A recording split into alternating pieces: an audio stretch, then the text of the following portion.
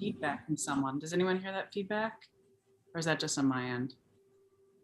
I did hear that. I just Very turned. slight. Huh.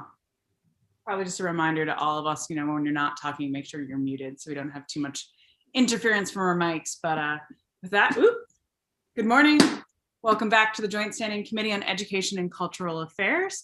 We have an exciting meeting of briefings from the Department of Education on a variety of subjects. And we're going to just jump right in with introductions. I am Senator Maddie Daughtry. I represent Senate District 24, which is the communities of Brunswick, Harpswell, North Yarmouth, Freeport, and Pownell. And I will introduce my co-chair, Representative Brennan. Good morning, Michael Brennan. I represent District 36, which is part of Portland. And Senator Woodson. Dave Woodson, Senate District 33. It's Sanford, Waterboro, Shapley, Limerick, Newfield, Cornish, and Parsonsfield.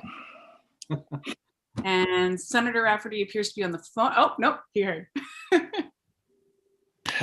No worries. Yeah, no, that's your county community action on the line there, but we needed them. Thank you. Joe Rafferty, Senate District 34, Acton, Lebanon, parts of Berwick, North Berwick, Wells, and Kennebunk. And then Representative Dodge. Good morning, Jan Dodge, House District 97, Belfast, Northport, and Waldo. Representative McCrae. Yes, good morning. I'm Dave McCrae. I live in Fort Fairfield up in central Aroostook County. I represent District 148, and if I may, I would encourage all of us. The COVID-19 shots, I got my second one yesterday afternoon, but they're getting to the point where the 70-year-olds have kind of saturated the market, and I think most of those are done. So if you have any constituents that are old like me, they probably ought to get on the bandwagon if they're kind of hesitant, because when they open this up to a larger group, they're going to have a harder time getting in. So thank you for that opportunity. It's a good reminder. My father's getting his second shot today, so everyone keeping my fingers crossed. Then we have Representative Sampson. Good morning. I'm Representative Heidi Sampson here live in the Capitol, and I represent the good people of House District 21. That's Alfred, Limerick, Shapley, Newfield, and Parsonsfield. And Representative Salisbury. Good morning. I'm Sue Salisbury, and I represent House District 35, which is part of Westbrook. And last but not least, Representative Stearns. Good morning. My name is Paul Stearns. I represent House District 119, which consists of 12 towns and the unorganized territories of Piscataquis County.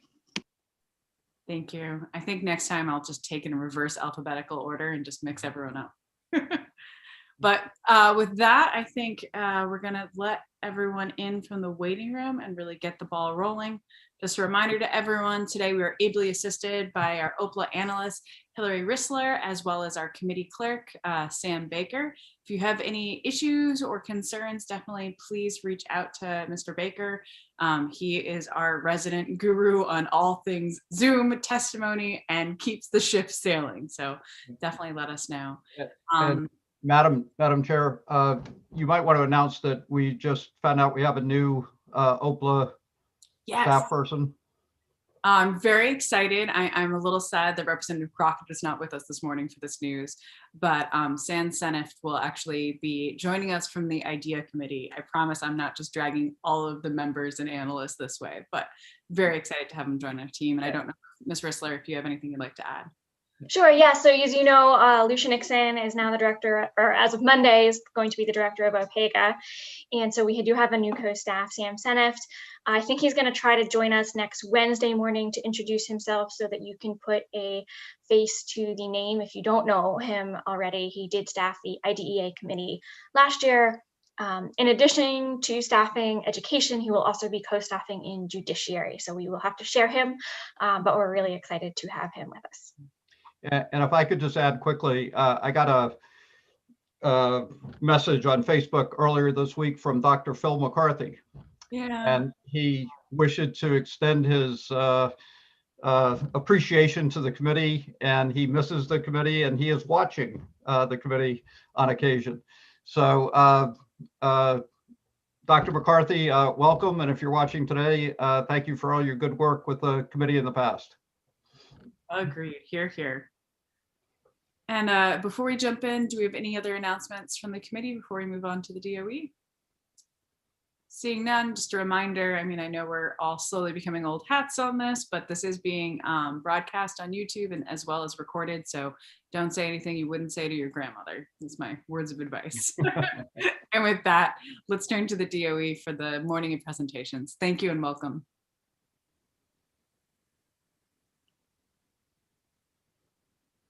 Good morning. This is Scott Brown with School Construction. Is there an order that we were going to proceed this morning? Actually, I was just pulling it up and I do believe we were starting with school construction. So I think great. your gut instinct, Mr. Brown, was correct. Great. Okay, then Senator Daughtry, Representative Brennan, and distinguished members of the Joint Standing Committee on Education and Cultural Affairs, good morning. My name is Scott Brown and I direct the school construction programs for the Department of Education. I would like you to know that I am honored and thrilled to be invited onto your schedule this morning to discuss school facilities in Maine with you. And I really mean that. This committee and the legislature play a large role in the success of making our programs successful.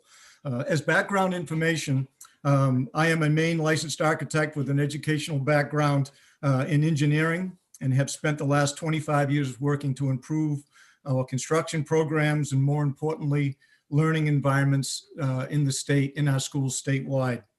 I would also like you to know that we have a very proud of our talented staff here in the facilities team at the department. They are all interested in their work and committed to it, and it shows. The reason I like to bring that up is they not only participate in our state-funded projects, but they play a large role helping local projects, superintendents, building committees, architects on their local projects. And we're very proud of that. I have two other architects on my staff that are highly skilled in construction management and planning. We have a finance coordinator who runs the revolving fund and all things finance with the Maine Bond Bank and school districts. I have a number of special consultants that work on construction projects in the field with school districts, kind of an owner's rep role. And I have a group of educator consultants that are available that help us with our planning, application review, and all things educational specifications with school planning. Okay, so I did prepare a presentation. It has 48 slides. I think it should go fairly quickly. I'm not sure of my time requirements. I was told I had some time, and I wanted to highlight 3 of our more active programs, including the lease space program, school revolving renovation fund, and major capital school construction, which has 2 subcategories within it. Intend to provide you with a basic understanding of the rules, the history, and the current status of those programs. You may have received a copy of the presentation. I believe we have ample time for questions either during or at the end of the presentation. Absolutely. So I will share my screen if that's okay. Absolutely, go right ahead. Thank you.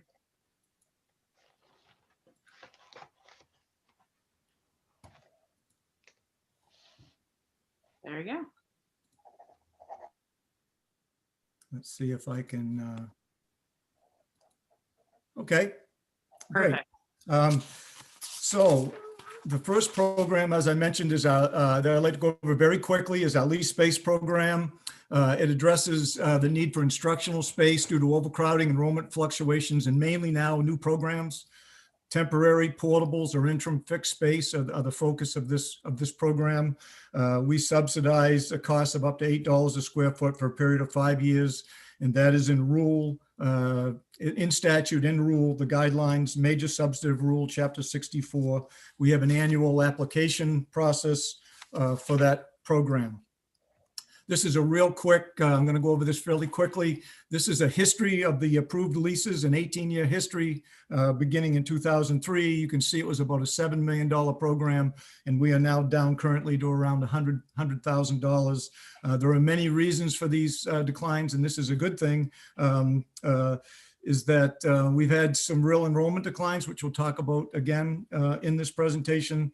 We've had an aggressive construction program that have removed a lot of portables, and we've had some really good policy that came out of the 1998 Governor's Commission on School Facilities that Senator Brennan may remember regarding the phasing out of administrative space and converting long-term temporary space, which is a temporary space that is going to be there for a long time, converting that to permanent space. So some good policy here and some sharp enrollment declines have reduced this program significantly, but it's still an important program and popular for those that are looking for special programs or special space to meet their needs.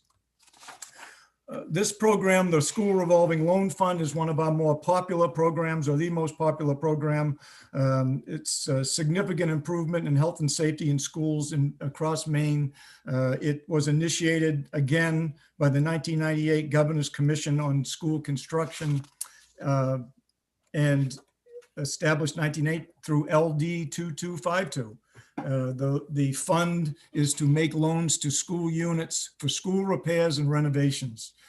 The revenue sources, this is important, legislative appropriations, state issued bonds, interest from investments of the fund, repayments from the fund, and school construction audit recoveries.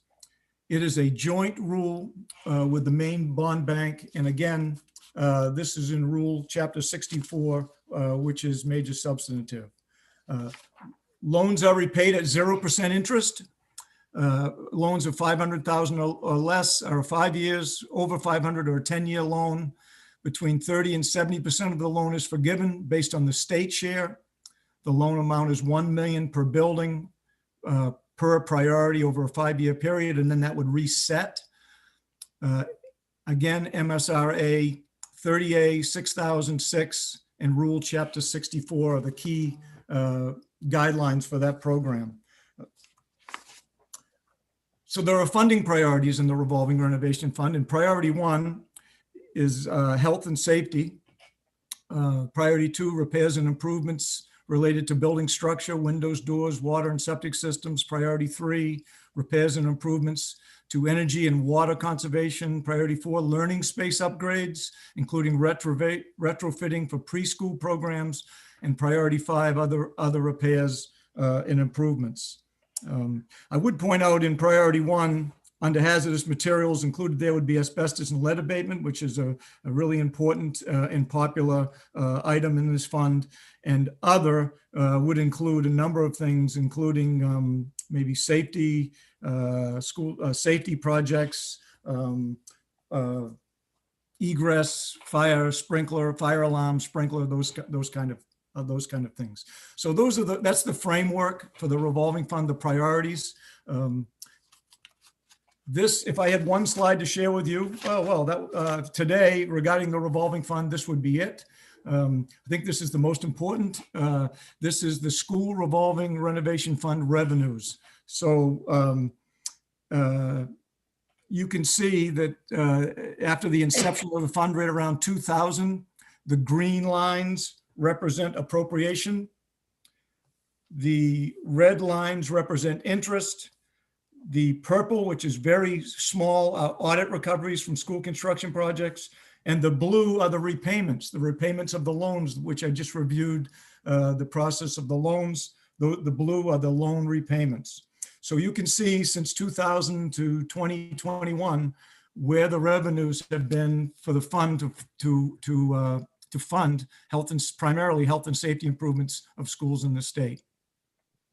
I would point out that we were very fortunate in July of 2019 to get an $18 million appropriation. You can see over to the right, highlighted in the green bar in 2020. Awards were issued immediately, and you can even see in 21 there's been some repayment from those awards already. So that is a key slide when you're talking about the revolving fund, where we get our revenues. And for many years in the recent past, we've been working on loan repayments. These are the number of projects funded in the revolving renovation fund. And you can see up in the upper right-hand corner, the critical number on there is we've now eclipsed 700 projects in total.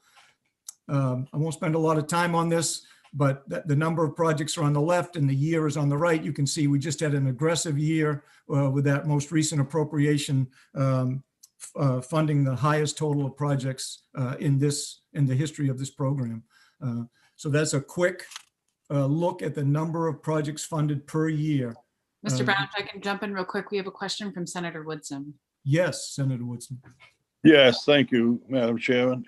Mr. Brown, how much are you anticipating a big demand with this COVID situation and needing for renovations, especially in air quality and stuff like that? And how much money is available in the fund right now?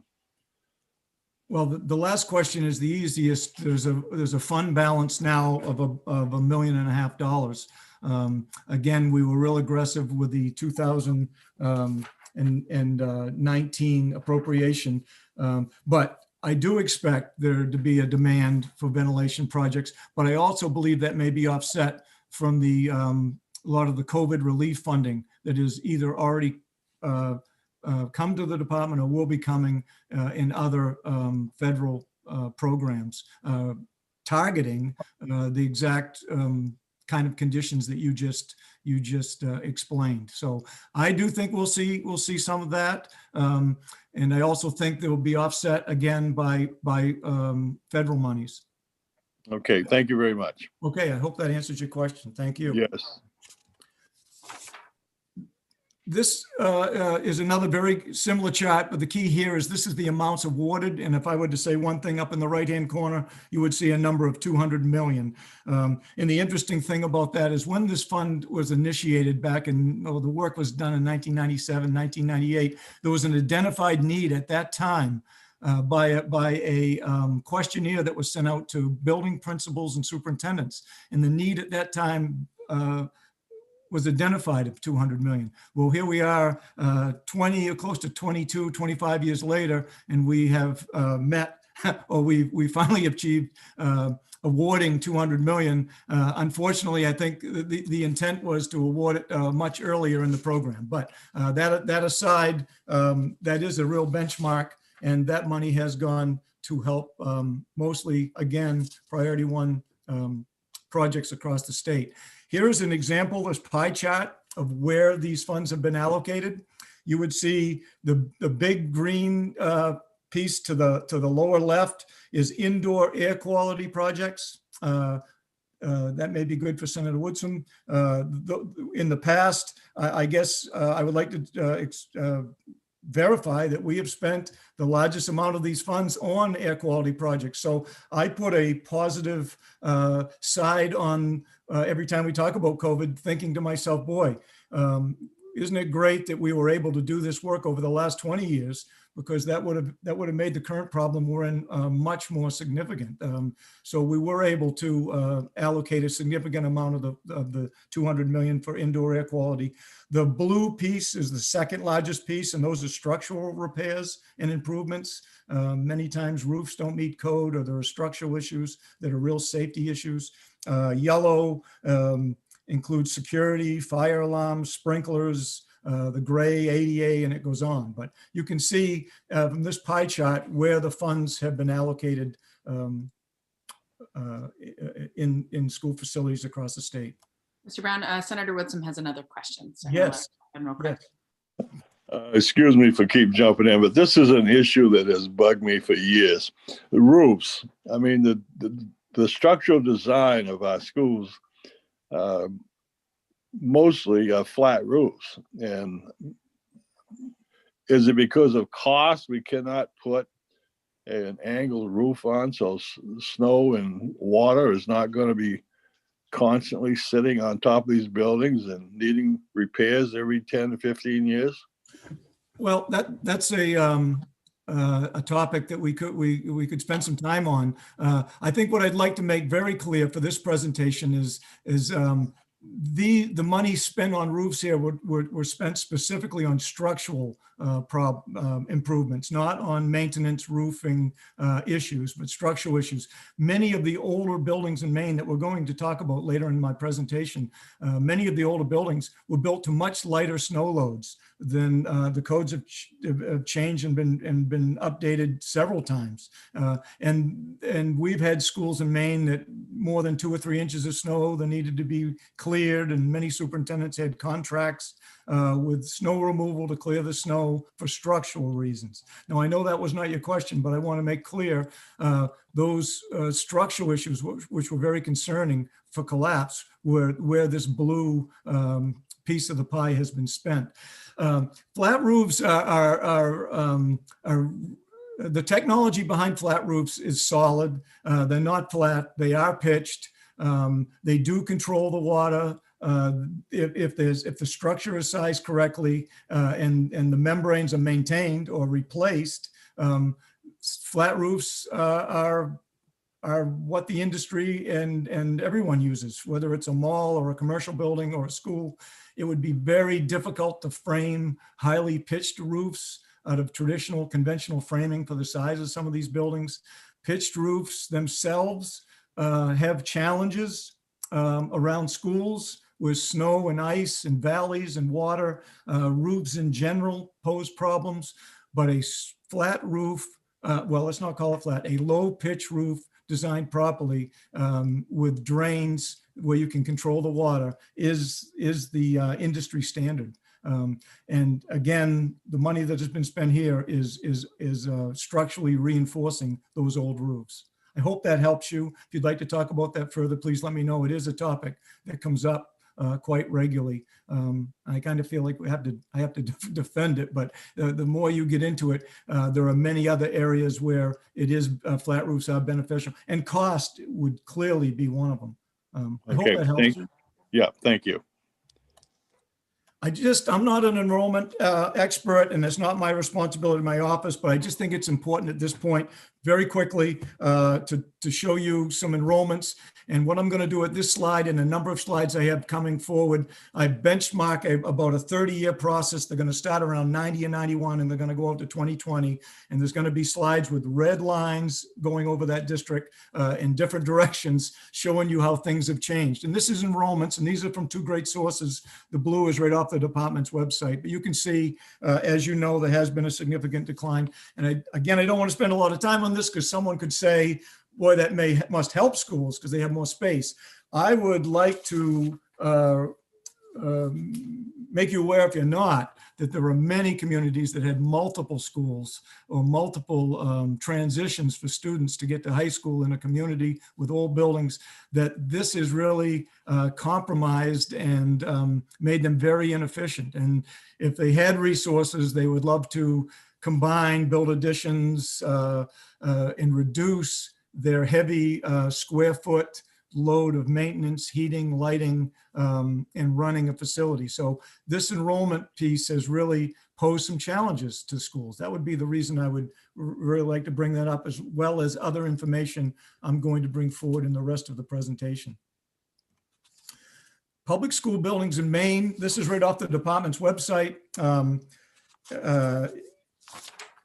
And there are 601. 601 public schools are listed.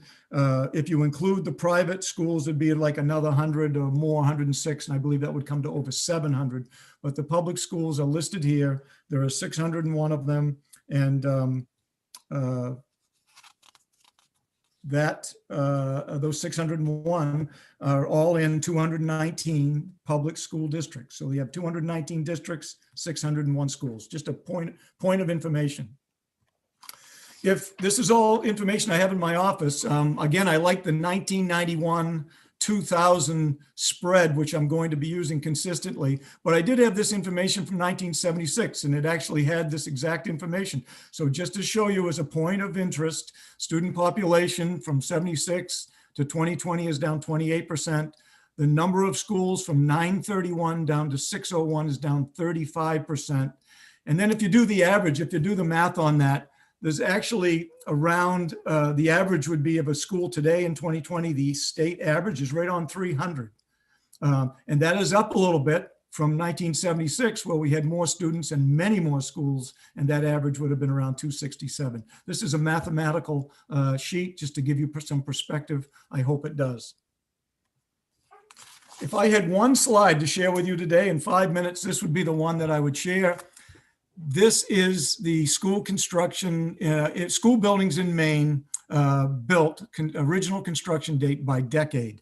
And I'm not sure how well the numbers stand up, but if you went to the axis in the lower left, the XY axis, that would be before 1900. And then it goes 1900, 1910, 2030. You get that across to 2010. 2010. So in the middle there, you can see that's the 1950s and the 1960s. So somewhere in that 1960s, 50s, two big bars is the mean, the average mean, the age of our schools in the state. So I'm probably going to reference back to this because this is a challenge for us and my team and all the schools and superintendents across the state. And I'm going to spend a little time discussing with you why that is so important. That the schools on the left present so many challenges. The schools at the left of the two big bars present so many challenges. We're going to talk about those challenges because they equate to school construction cost data. So we have talked about the number and the age of their inventory. I would like to now review the many challenges these older buildings present and look at cost data we use to project costs for modernization in major capital construction programs. So I have 9 slides that I'm going to go through very quickly. I'm going to run through these extremely quickly with the intent of sharing a sampling of the many needs that must be considered if you're modernizing your school, particularly those ones of that older vintage to the left. So I had my the educators in my school construction team help me with this. This is what we see when we work on applications or go to schools. And educational programs, new or expanded, all these things have either didn't exist or have changed significantly over the years. As we all know, art, band, music, chorus, alternative ed, gifted and talented. I believe there's about 4% statewide is the average enrollment on gifted and talented. Just going to jump around. Maker spaces, ELL, I believe there's a 3% state average on that. All day or pre-K programs, which is really consistent. Increased CTE, small group spaces, presentation areas are a sampling of that. Special education programs, testing spaces, social workers, OT, PT, speech, life skills, behavioral, day treatment, all those. And by the way, I believe the special education is about 19% off the department's website. Brad, if I can interrupt you real quick, we have a question from Representative McCray. Yes. Oh, Dave, you're on mute. And I was doing so well. Anyway, thank you very much for both of you, Madam Chair and Mr. Brown. Just a quick slide back. Don't go back to the previous slide, but it mentioned that there were 13 schools built on or before 1900. Those are active schools now? Oh, yes. Oh, my. Yeah. Oh, yeah, 13. And I could check that. I mean, we're working with some of those now, trying to replace them. I believe Representative Brennan would have some of those in his neck of the woods if he wants to speak up. I actually believe Portland High School, for some reason, I'm thinking 1856 or something like that. It's the second oldest operating high school in the United States. Yeah.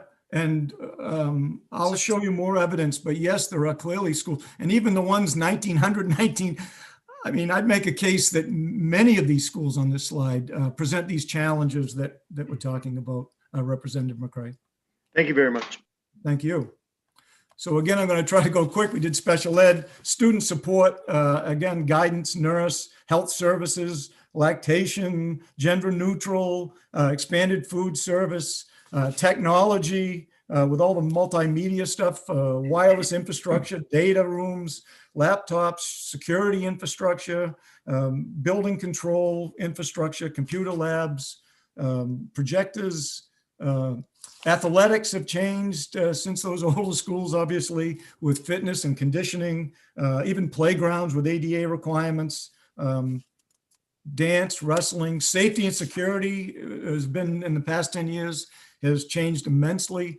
Cameras, front entrance security, lighting and parking lots, exterior door sensors, hardware, fire protection, smoke evacuation, generators, school resource officers, environmental issues are many. And what I'd like to point out here is that environmental issues, many of the schools that we were talking about with the green bars per decade, many of them were constructed at a time when asbestos, lead, mercury, these were common or preferred building materials. You use lead and asbestos, you know, in many areas of your facility. Then I've got some vernal pools, mitigation, stormwater is a big issue. Energy, this has really exploded, maybe the biggest change, and will continue to separate the old buildings and the new buildings as we move forward. And there's work going on now with recommendations from the Climate Council that will have impact on schools, like codes and building envelopes and possible solar installations. But energy, from energy modeling to orientating a building to maximize or minimize its energy use, increased air quality requirements, and now we talk about ventilation there, has come up, expanded air conditioning, charging stations, heat pumps, water efficient fixtures. Building codes have changed very dramatically. And I start right at the top of the list, and I don't believe there's been one code in my career as an architect in the ADA, the American with Disabilities Act, signed in 1990, has had an enormous impact. And you could go back to my green chart there and go all the way up to 1990 and say all the buildings to the left of that were not designed for ADA and equity of all students. That is a big challenge. And really, I think it's one of our biggest challenges, and the revolving fund really has helped with that. There are other codes, even the earthquake code in Maine, the life safety codes, the uniform building code, which is constantly improving. And then at the bottom there, ASHRAE, the American Society of Heating, Refrigeration, and Air Conditioning. ASHRAE, you know, continues to evolve, and we're seeing things now like chorus rooms and music rooms and rooms of higher density maybe being reviewed for or even more stringent ventilation requirements. So the purpose of the 9 slides was to very quickly go over how schools have evolved since many of, I would advocate, of those schools on the chart. Now, this follows up that. And this is, I want to make these charts simple. There's my red line, 30-year period. It shows about 100% increase. This is square foot per student in state-funded schools. Now, we have increased, and again, this line looks kind of jagged. Some years there could have been more high schools than elementary. But the point is all the items that I just went over have increased the size and the needs for size and spaces in our public schools. So there has been an increase there. And if you increase the square footage, you increase the cost. I'm not going to say the cost is the only reason that this 30-year period shows a 300% increase from $100 a square foot to over $400 a square foot. That's project cost. That's not building cost, that's project cost. But there are many reasons beside inflation, materials, labor, new technologies, codes. There are a number of reasons that have driven this, but it's very important when we're looking at planning for debt ceilings and how many schools and things that we understand the additional space requirements and the cost of construction. I always love, because the whole history of this program has always been, oh my gosh, we've got the biggest project, and it always attracts attention. And I go back to 1995, I showed there Oxford Hills. That was a comprehensive high school for $27 million. And that was huge. I was part of that here at the department. And Noble was big, Noble High School, Wyndham, Mount View, then Hamden Academy in 2008, $54 million. Mount Blue, a great comprehensive high school project over in Farmington, a great project to visit. $65 million in 2009. Then, of course, we had the Sanford High School, CTE Comprehensive High School, which tipped $100 million in 2014. And that was big. That was big. We're currently working on 2019, a new Edward Little High School with satellite CTE. And that project, including the local money, there's some significant local money in that for premiums. That's around $120 million. So I really think it's important to share the kick that I've got out of watching these projects grow. And unfortunately, I think it may be a trend that will continue. That's an architect's rendering of the new. Oh. I was just going to ask a quick question. Looking at the average price per square foot, I know it's a multitude of things that are driving factors in the cost, but it's kind of interesting. My father worked in construction and design, and knowing the cost of lumber, and also, like you said, all the additional like requirements within the square foot. It's a fascinating jump to go from 1990 to 2020 to see that type of rise. So thanks. I just want to say thanks for sharing that slide. It definitely resonates. Thank you. That was my intention of making sure folks understood these challenges. I just wanted to point out, if I didn't say it, that this project, this new Edward Little project is currently out to competitive bid right now as we sit here today. We hope to get great bids. Another thing that I'll interject is it's a great time to be bidding work and a great time to be bonding work. The bond rates, and so it's kind of unique that this project comes at this time, but as long as we get favorable bids, this was a great time for this project. So I talked about 2 of the 3 programs. We talked about lease space and the revolving fund. Then we got detoured a little bit and we talked about enrollments and history of old buildings and the needs of the old buildings and some of the costs. So now we're going to talk about 2 programs, the Major Capital School Construction Program, which is divided into 2 sub programs. And we're making good headway. So Major Capital School Construction, MSRA 20A, Chapter 609, Rule Chapter 601, which is a major substantive rule. It's a joint rule with the State Board of Education, and there are many things in that from the rating process, and well, in Chapter 61, the rating process, the approval process, the bonding. It outlines the 21-step process that we use to administer the program. It's a voluntary application process. It's needs-based. Again, that process is in Chapter 61 for the needs-based review and the priority list.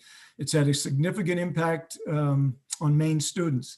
I promised I wouldn't do it, but it has been unique to be doing this for 25 years and seeing the impact of the revolving fund and the impact of the Major Capital Construction Program, getting to see all of it, not pieces of it, but all of it.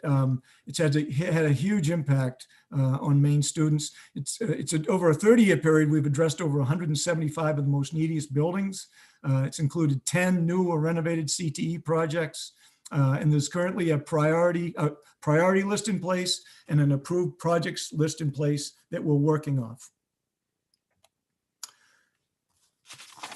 This is the school construction projects per year. It looks a little staggered, so I won't spend a lot of time on it. But if you were to go back my 30-year time period, back to 1990, on the left, the number of projects, and the highest is 12, 10, 8, 6, 4, and 2.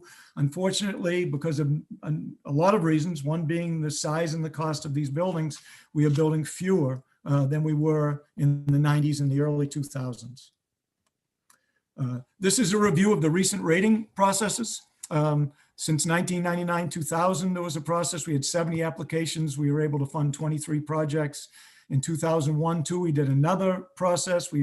92 applications. We were able to fund 12 projects. 04-05, we had 66. We funded 19. You get the process. 2010, 11, 16, and to date on our most recent list, 2017, 18, we've funded 5 projects. So I wanted very quickly to show you, this is not the whole list, but I wanted to give you a sense after talking about enrollments and age of schools. This is just, I took the top 10 projects. I just shared with you a minute ago that we've committed to 5 of these, the top 5 already. But this is the top 10 projects. And what I wanted to point out is the year is kind of redundant, but I had the year and the age there. So if you were to look at the number 1 project, it was 114 years old. The building has 148 students in it. So there's some really old ones down in there. There's an 1895. You go down to project 6, 1895, 126 years old, has 103 students in it. So, and you get it, 1938, 1945, you know, the age and the size of those schools. So those of the schools that applied, they were rated, and those are the ones that were at the top of the list that we're working with. Mr. Brown, are all of these ones that are on this list going to be getting new construction, or are any of these doing rehabilitation of their existing facilities? We work with them closely in doing those studies and making those determinations, and it takes time and a thoughtful analysis. I would say, to be fair, that you're not renovating a lot of 1895, 1940. and one of the real challenges, even in the newer buildings, renovation is getting kicked out more and more because of the hazards and the challenges of renovating with students, and the costs and the premiums with students in the building, particularly if there's hazardous material abatement that needs to happen during the process. Now, that doesn't mean we don't. I believe over the history of time, since 1990 or 1972, I've done a log of all the projects since 1972, and there was over 60% of them that were existing buildings or existing renovations or existing sites, I believe. So there's a strong history of that, but many of the buildings that make it to the top of this list need replacement. I would like to point out project number 4. You might look at that and wonder why we have a building that was built in 2004. You're showing us it's 17 years old. What's going on there? That was a old school building in Saco that they decided to close and build. I believe it was Schiavi, build them a portable school building. So if anyone would like to see what a portable school building looks like, go down to Saco. It's now 17 years old, and it looks like a lot of portables put together on blocks. And they did a great job, but it scored highly in our process, as it should. Yeah, in Brunswick, we had a lot of portables we were reliant on in our school district for a little bit too long. And coming to you from my 1921's house, it's 100 years old, and thinking of the trouble this place gives me, I can only imagine what a school building from 1895 would be like for abatement for students. So it was just kind of curious. So thank you. And Representative McCray, did you have your hand up? No, Mr. Brown just answered it. There you go. Thank you. I like that. Okay, I put a few pictures in here. I hope that's okay. This is a new school recently completed in RSU 64 in Corinth. It's a regional pre-K 5. It was a district solution to their elementary school. And if you're ever in the area, it's a great school to visit. This is a recently completed, or still not finally finished, new regional middle school, high school in RSU 19. It supported a pre-K to 12 district realignment and really helped make them more efficient. This next project is a current school that is almost completed. It will open, we hope, this spring. It's RSU 1 in Bath. It's a regional integrated high school CTE. We went through an extensive siting process for this school. It will replace the original 1929 Morse High School, which was on a 3.3 acre site in Bath. The CTE programs will serve 22 communities. So it's pretty exciting there in Bath. This school, if it zoomed out further, is in the town. It doesn't look it if you look over the horizon. It's right next to the middle school in Bath, and will provide a kind of a campus environment. Just quickly, these are two little schools. I love the one on the top. It was the new Caribou Pre-K-8 community school. They're very excited about this school up there. It was long overdue. It helped them become much more efficient, and it really meets their educational needs long-term. The bottom slide is the new SAD 75 Mount Arad High School in Topsom. It replaced the 43-year-old open concept school that really posed educational adequacy issues from the first day it opened. It had been a long time coming for the district with that open concept school with a high school. If you ever had the opportunity was the word I would choose, to walk through the high school. In some parts, it was like walking through an airport terminal with open classrooms on both sides that they tried to build walls, and it really was challenging there. It was crazy. I'm in Brunswick, and I spent a lot of my childhood going back and forth between the schools, and it was unlike anything I've ever experienced in any other school. Yes, and really, it's to the credit of the support in this program. We're able to, they've got a beautiful new school, which will serve them for a long, long time. Okay, so that is pretty much it for the traditional major capital construction program. Now, early in the 2000s, I don't have the date, 2008, there was legislation put in to create a new program, a variety of major capital construction, which included integration, consolidation, and higher education or secondary education support for students. It was more of a comprehensive school that included consolidation of multiple high schools.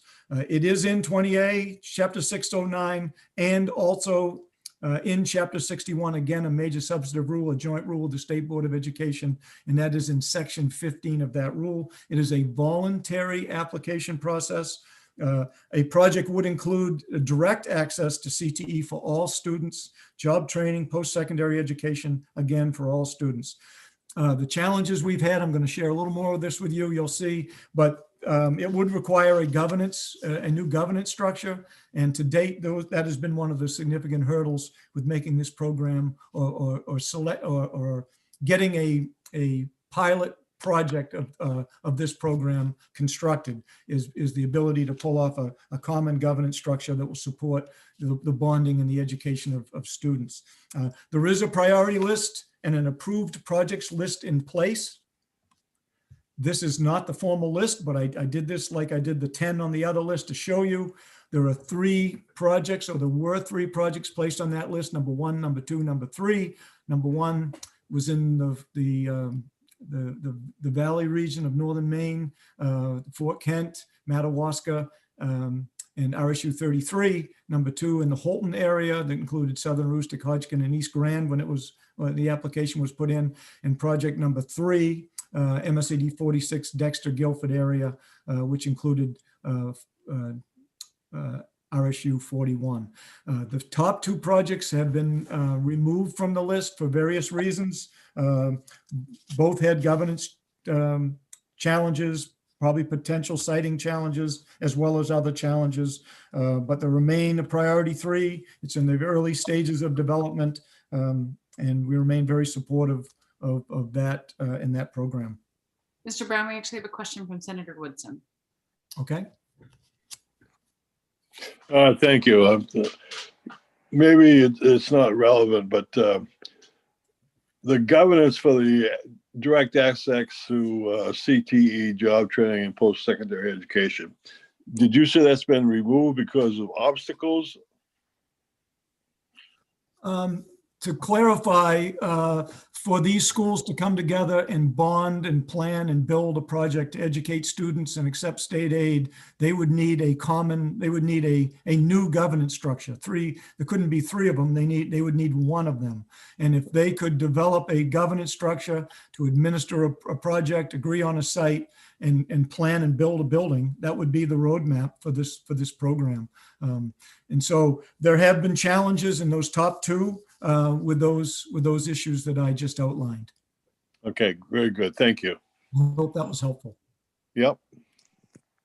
So I'm getting very near the end. I was a little worried, but so far I think we're okay.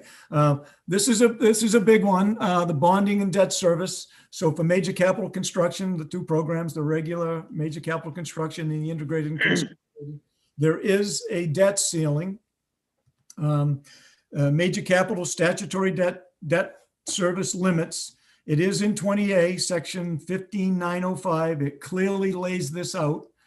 I personally like my chart better. I think my chart is a great graphical representation. I like graphical representations. And again, I have my 30-year red line on there showing you that over that 30-year period, this has gone up 200%, over 200%. what I'd like to focus on here and just make this really crystal clear, the blue lines are the traditional program that we would build all the traditional major capital construction programs under.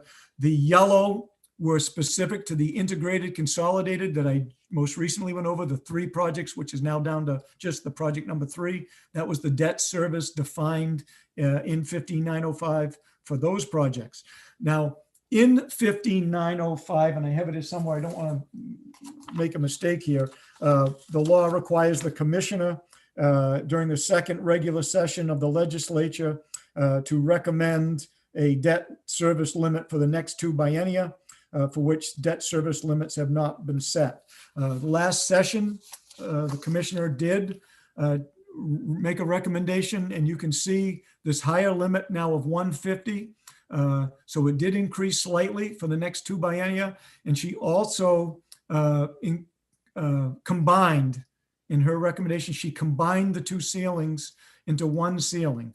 And that was for a number of reasons, possibly to clarify it, potentially allow some flexibility down the road, or just to combine them so there was not a constant tug of war with which one was getting a higher ceiling or not. It just appeared to make it simpler, is my recollection.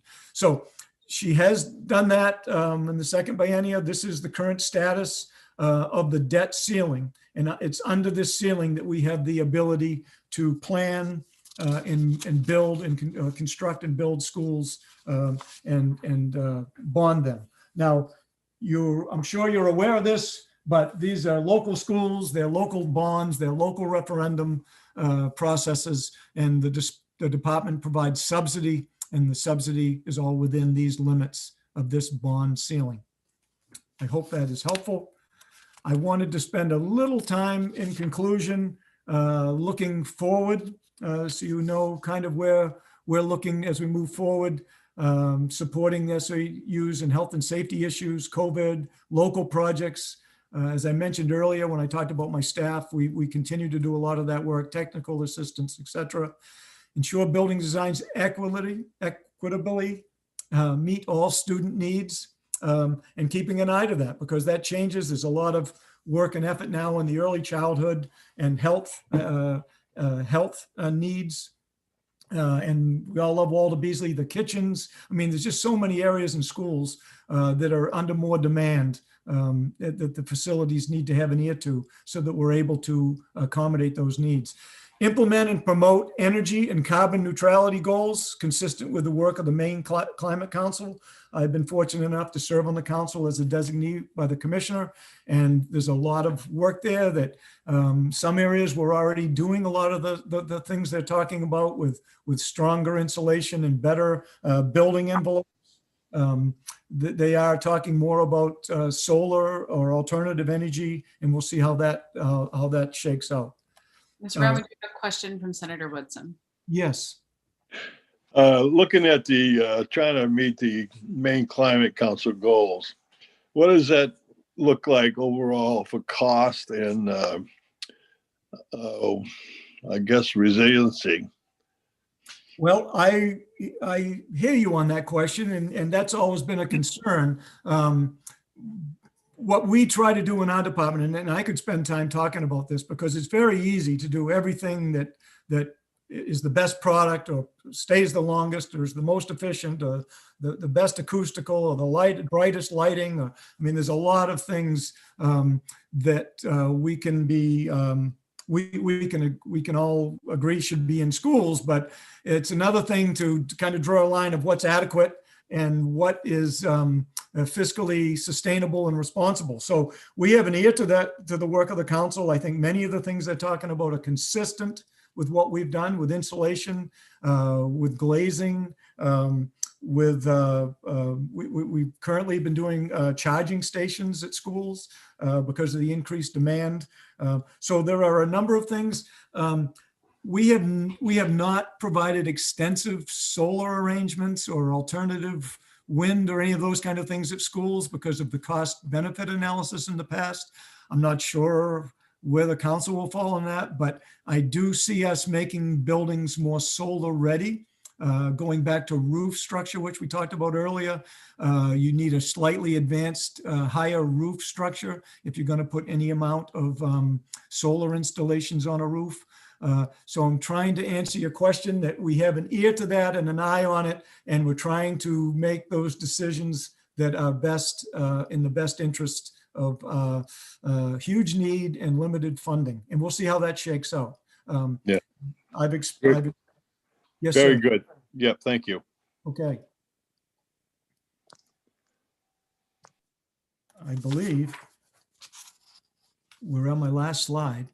So, let's go back. We were talking about looking forward and what our team is working on, initiate the planning and construction processes for 6 major capital construction projects. That's the 5 I showed you on one list, and then project number 3 on the other, that totals 6, and add additional projects to those lists as funding permits. Establish the next rating cycle for major capital construction, and we haven't formally done that yet, but we're working with a target. We need to budget resources and put that together and get an application. There's some work to just starting that process.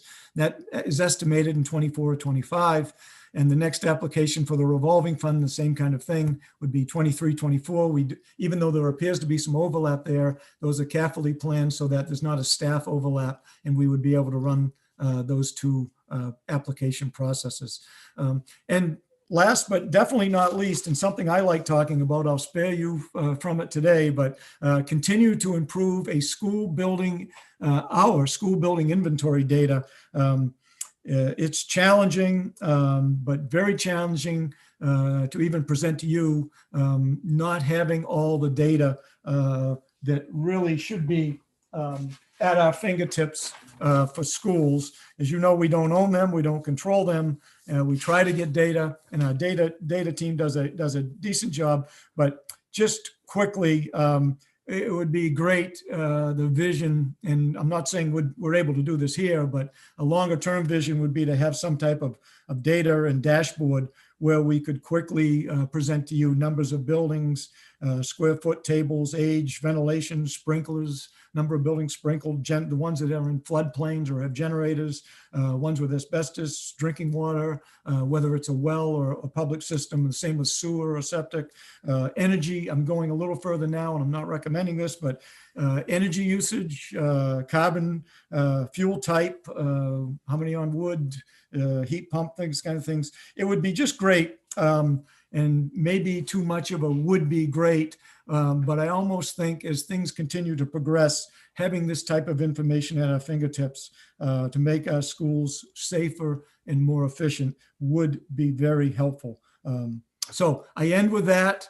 We are continuing, as I say on our slide, to work to that end with our current data systems, and those systems are only as good as what the data is put in from the school district end. And by the way, there is, it's kind of interesting, there's about 31 million square feet. So we talked about 601 buildings, 31 million square feet, 12,000 acres. So I do have a little data, but I think we could do better. Thank you very much. I'm certainly willing to answer any other questions. Representative McCray has one keyed right up. Yeah, very good. I did it so that I could remember. Mr. Brown, thank you very much for a great presentation. I do have a question. As I suspect, we all probably suspect, and you probably would know more than any of us based on your job. Some school buildings and some school districts are great at regular recurring maintenance. Others are probably on that same scale terrible. Does that enter into how a district gets a new building? I have spent a good part of my time at the department answering that question and telling you that it truthfully does not. And if you wanted to talk about that further, I certainly would do that. And I would take us to the Chapter 61 rules that has all the distinctive criteria around the rating system. And we could look at that and talk about how we even rate how the facility meets their program. We rate how the safety of the site. So if you talk about maintenance items, 100% no. If you get into capital investment, Could they have reconfigured the site in the intersection? Could they have redone the roof on their own, the whole roof, and removed all the asbestos and built the pre-K classrooms? You know, if they're making those type of improvements, I would say, you know, part of what you're saying is correct, but I don't believe you're saying that. And what I would like to point out to you, that in the rule, there is a hold harmless provision that would protect a district from making those kind of improvements so that they would not be penalized from making such improvements at the facility. The only thing is they need to continually apply. If they stop applying, you can't restart the clock. You need, every time there's a rating, you just need to keep applying. But you can apply over all those cycles I shared with you, 99, 2000, and as long as you keep applying, you can keep making improvements to your building, and we can always go back and to the worst case scenario. And that is in place specifically to protect those school units that are making those improvements, Representative McCray. And again, the ones that we feel, and up in Northern Maine, which I know you understand this, there are many schools that are maybe the most well-maintained buildings in the state. I don't know if it came from the strong, even the homes look well-maintained, and the mills. I mean, maintenance is strong up there. I will say that, and I have noticed that, but that doesn't hurt them. In fact, we just built the school in Caribou, and we've done one in Ashland, and et cetera. I hope I answered your question. Dave, you're Thank on you. mute. Oh, all good. Representative Stearns. Thank you, Madam Chair. Scott, good to see you this morning. Thank you, Representative Stearns. Good to see you as well. Sort of a bit of a twist on the good representative's question on maintenance. Are you finding schools that are fairly recent, that have a lot more technology and some fairly complex systems in them? Are you finding that some of the schools are having a hard time budgeting for their annual maintenance and system checks and those type things with more complex buildings that they now own? 100%. I believe you're correct, and it's going to be a challenge. I don't know if there's an answer to it. I mean, the energy systems, the controls, the energy controls, the security systems. There's a lot of technology in a building, just like there is in your car, your home, and districts are scrambling to do that. I think the professionals that are taking care of the buildings, the facilities directors, are becoming becoming a more important position, and there's a lot more training and a lot more work that is going on to address that. I also see a trend of many districts, and I'm not sure if this is good or bad. I may have an opinion, but there may be a lot more service contracts Right. Being used to take care and address that. Those challenges. But again, just to go back to the old building, and I mean, the old boilers and things are just not going to be as efficient and not provide the air quality of air, circulation, temperature, the air quality, let's call it, of the newer buildings. Very good. Thank you. Do you have any other questions for Mr. Brown? Seeing none, thank you so much for your time, and thank you for your expertise as always. It's fascinating, one, not only to see the age and the longevity of the buildings that we're dealing with, but exactly what, you know, Representative Stearns was just discussing and asking about, of, you know, what is it like for the new phase and new era of school buildings in Maine? So thank you. Well, thank you. And I really appreciate you giving me this opportunity. Thank you. I hope it was helpful. Very helpful. I'm still trying to get over the cost per square foot. I thought it was expensive to redo my front stairs this fall, and that's a whole other ballgame looking at that. I've noticed Representative Rebecca Millett was able to join us. So Representative Millett, if you'd like to take the time to introduce yourself. Or perhaps I've caught her off guard. Okay, not seeing her. So I think we will move on to the next presentation. I do believe we had career and technical education up next, but I don't know if we can switch the order on whatever works best for all of you. Yeah, I'm ready to go. We can make that work. Dwight Littlefield. I'm going to share my screen.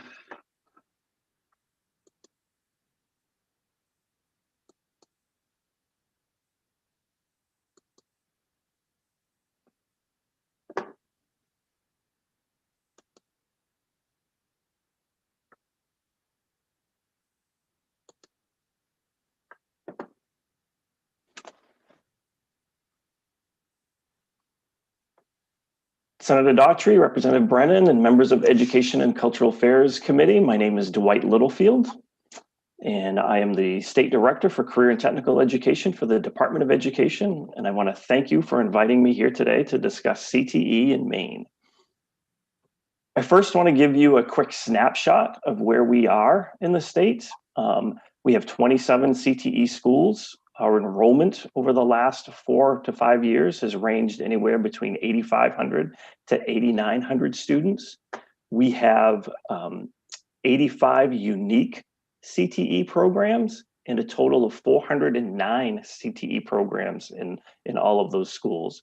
Just to distinguish the difference there, unique programs are those ones that are very specific, be it carpentry, electrical, culinary arts.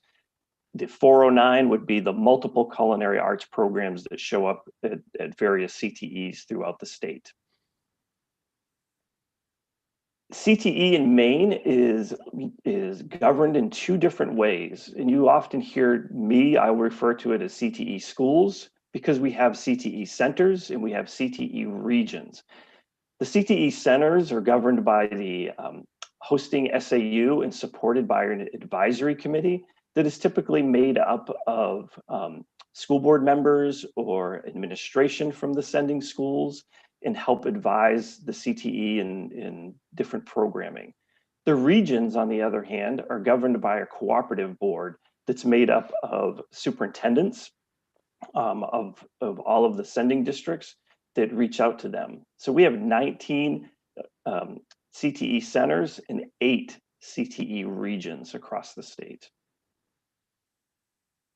Here's a map. I understand it may be difficult to read, but it gives you kind of a full picture of what it looks like. The arrow, if you focus in on the red stars, and that's one of them as I point to it there, that's our Calais CTE. But if you look across this map and see all of the red stars, those are the locations of all of our CTE schools. The colors around each one of those stars is the catchment area of all of the towns and SAUs that feed into that CTE. So as you can see, they're spread out very vast across the state. Here's a list of the centers. There's 2 slides of centers. So here's the first list. As I mentioned, these are all connected to a high school in their area that oversees them. A couple of exceptions to that. Coastal Washington County Institute of Technology is located in Machias.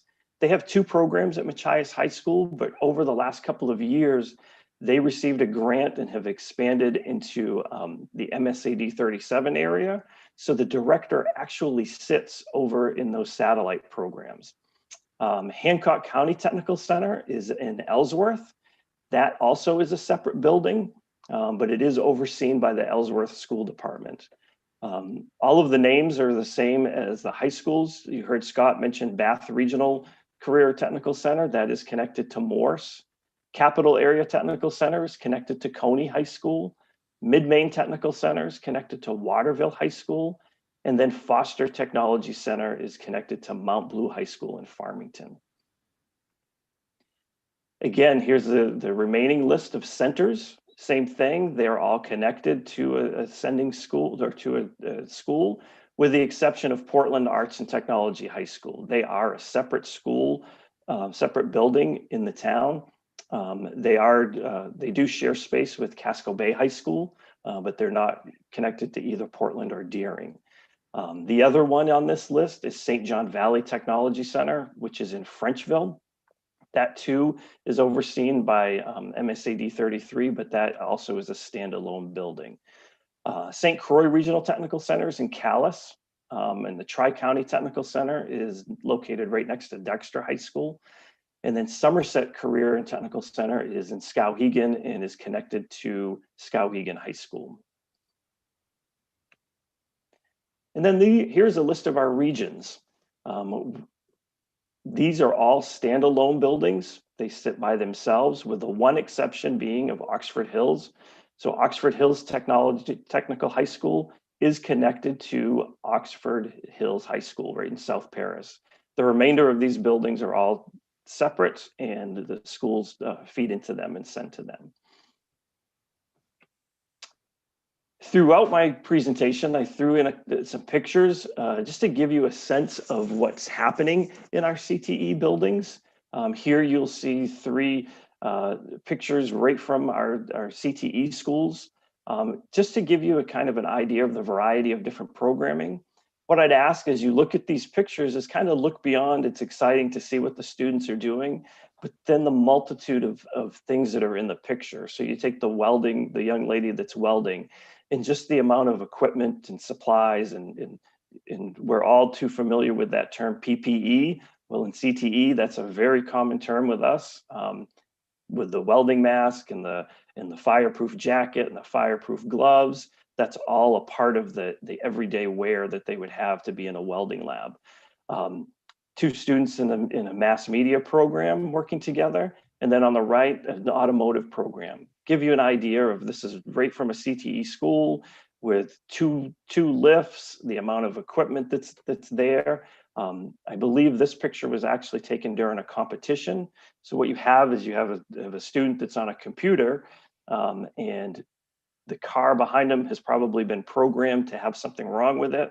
So they've plugged in information, brought it back to the computer to begin to troubleshoot how to fix that car and get it going. But just to see all of the pieces and how big these areas are, and all of the things that are required to make these programs work and function at a high level. Here's a larger overview. Again, the first 3 bullets we talked about. Each program that we have in CTE is aligned with what we call a classification of instructional program, or SIP code for short. You might hear that term as we use that a lot. It's developed by the US DOE to track completion dates. SIP codes are for CTE programs, and they're used to track the enrollment. We use it, we align it here, and it helps to for us, for our accountability data, which is part of our federal funding, which we'll talk about in a little bit, through Perkins, the Perkins funding.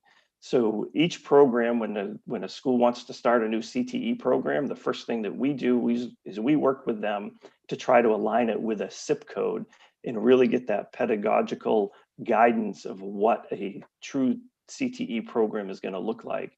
And then we begin to work from there and build a curriculum and meet all of the other requirements that are part of that.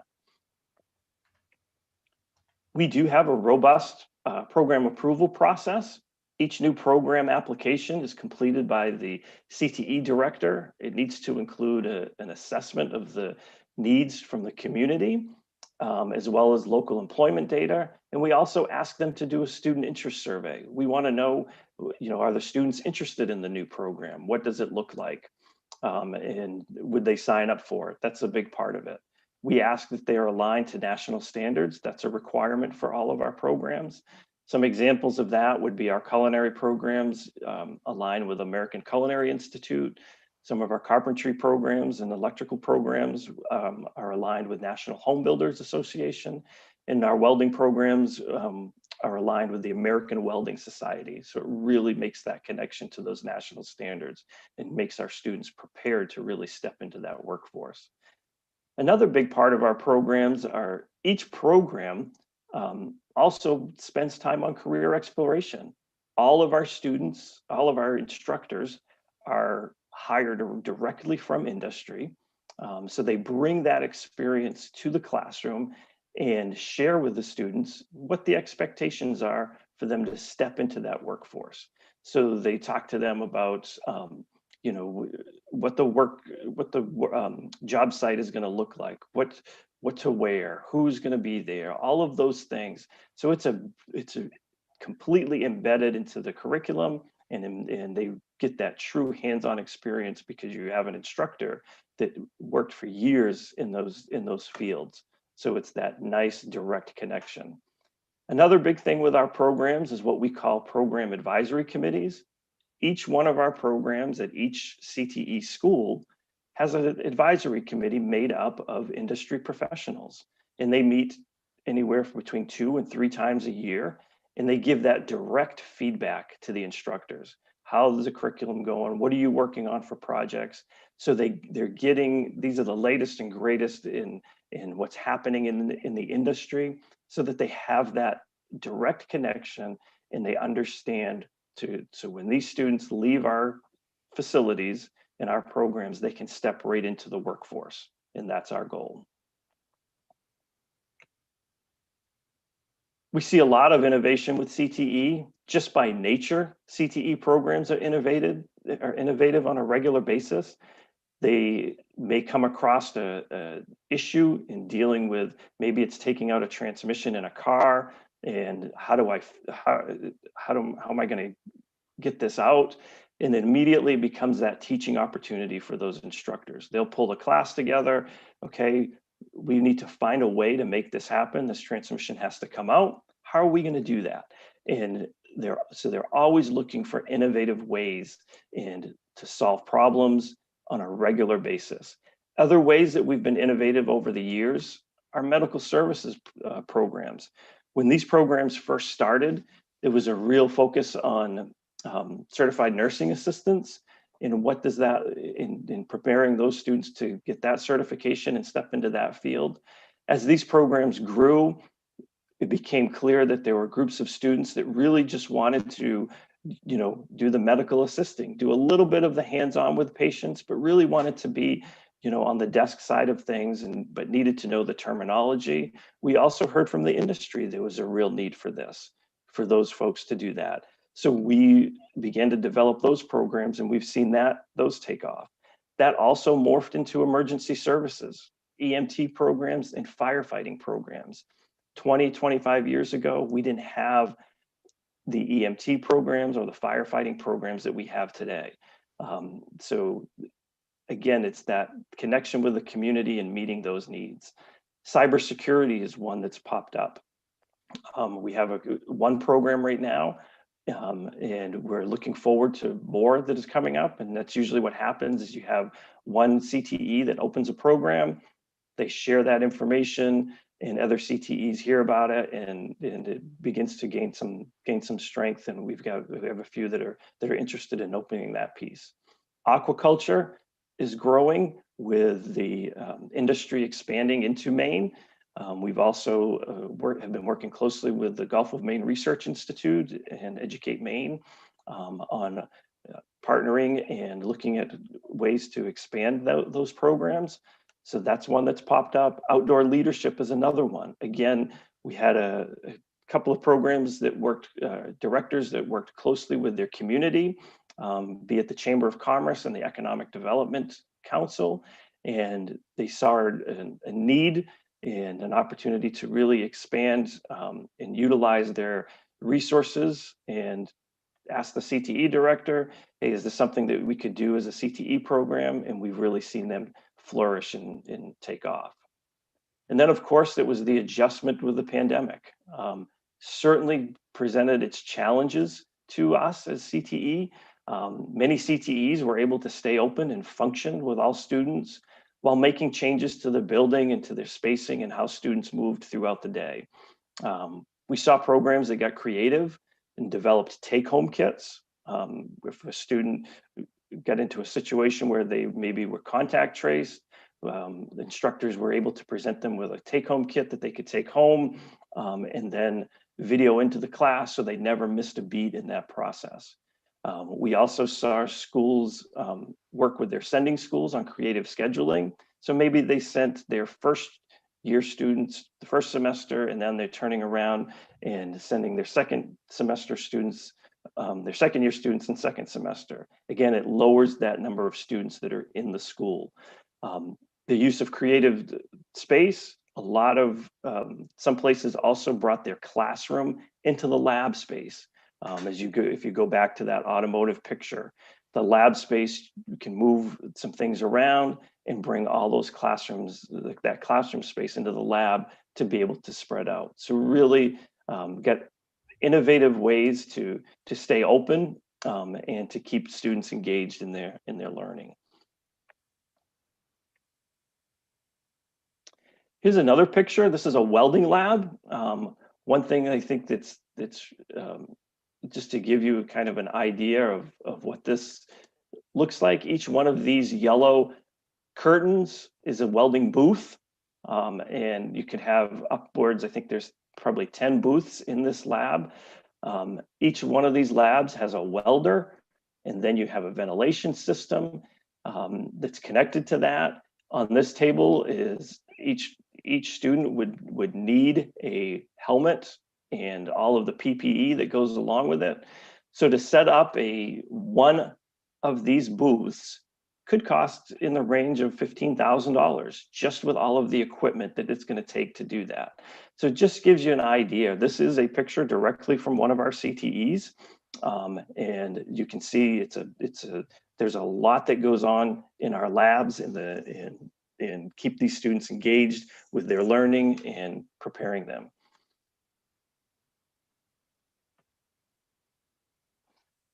Other ways that CTEs have been innovative and provided more opportunities for students is we've seen a real increase in CTE exploratory programs. It's something that we've really established over the last few years, as well as satellite programs that you've heard a little bit about. Our exploratory programs are programs that are designed that provide students, in most cases, our 9th and 10th grade students, an opportunity to explore 4 programs in their local CTE. Those classes would consist of standards and applied learning activities from those 4 programs and really give the students a chance to kind of see which program piqued their interest so that they would be ready to enroll full-time as a junior. As you can see, in 2018 and 19, we had 9 CTE exploratory programs across the state. Next year, we'll be up to 22. So this really shows that collaboration and looking for opportunities to provide, looking to provide more opportunities for students and exposing them to CTE. Satellite program. Satellite programs are those CTE programs that are hosted off-site. This could be a sending school, could be a local business, or it could be a community center location. These programs still have to meet all of the full requirements of a full CTE program. And while the day-to-day function is overseen by the hosting entity, the CTE director has ultimate responsibility of the standards delivery and how the program works. And as you can see, in 2018 and 19, we had 12 satellite programs. And next year, we'll be jumping up to 20 satellite programs. So again, another great example of how we've really been innovative and providing more opportunities for students. And as you saw in Scott's presentation, what's really exciting is with Edward Little, those satellite programs at the new Edward Little High School will be connected to Lewiston Regional Technical Center. And we worked closely on that. I think there's going to be an additional 10 programs that are going to be hosted there. So again, for that area, it's going to be fantastic. Do you have a question from Senator Woodson? Right. Good morning. Thank you for being here. Absolutely. What's the difference in the exploratory program versus the satellite? I mean, as far as what experience do the kids get, and where are the sites? Are they in local high schools or at the CTE site? So they could be in either place. So a CTE exploratory program, Senator, would be a program that's designed that might have a little bit of carpentry, a little bit of welding, a little bit of culinary arts, and a little bit of nursing. So students would sign up for that, and over the course of the year, they would get a little bit of those standards, both in the classroom and an applied piece. So it's that introduction, if you will, to the CTE program. And then that puts them in a position as a junior to fully enroll in one of those 4 programs at their CTE. That's why we want those to be connected to that. A satellite program would be, for example, a welding program that is based at Somerset Career Technical Center in Skowhegan, but the welding program is actually at I think it's Matt. Actually, this is an actual situation, and next year they're going to be opening this up at Madison Junior High School. So the satellite is completely off-site. It's not at the CTE. So the CTE director helps get that program set up, but on that site, the principal would have the oversight of the day-to-day and all of that, but it has to be a full-blown CTE program as well. It also has to be available to all of the sending schools. So a Skowhegan student that goes to Somerset also has to have that opportunity to go over to Madison and be able to take that welding program. So what we've seen those increase as space becomes an issue. So if a school doesn't have the space to be able to open a program, they may work with a sending school or even a local business to be able to set up a satellite program. And we do have a couple at a business. And again, that's that relationship with industry. There's a plumbing program in Holton. They really wanted to get it opened, didn't have the space within the building. So a local plumber said, I have space, we can open it here, hired the instructor, and they're able to do that. So how extensive are these two programs? It sounds like the satellite program is very, very minor as far as numbers. How widespread throughout the state are these programs? Very widespread. It really varies. There's no area that I think is predominant. I think in the Rockland area, we've seen an increase in exploratory programs at some of their high schools, but it really varies. Some areas, they are able to host the exploratory program in site, but they may do it at one of the sending schools as well. And satellite programs the same. It varies across the state. It really becomes that local need of what works and what is the need and making it available. No, if I just may continue here, what are the limitations? In other words, what's the limitations of even expanding this? Is it from the local districts or is it site and personnel? It would be space. So if a high school wants to host a welding program, they're going to need to have the space to be able to host a welding program. It also has to meet all of our requirements for a full CTE program, and lining with industry standards and meeting all of those pieces of running through the application process. So that would be, we treat it just like a regular CTE program. It's just based at another in another location. So that's the big thing. Yeah, very good. Thank you very much. Yep, absolutely.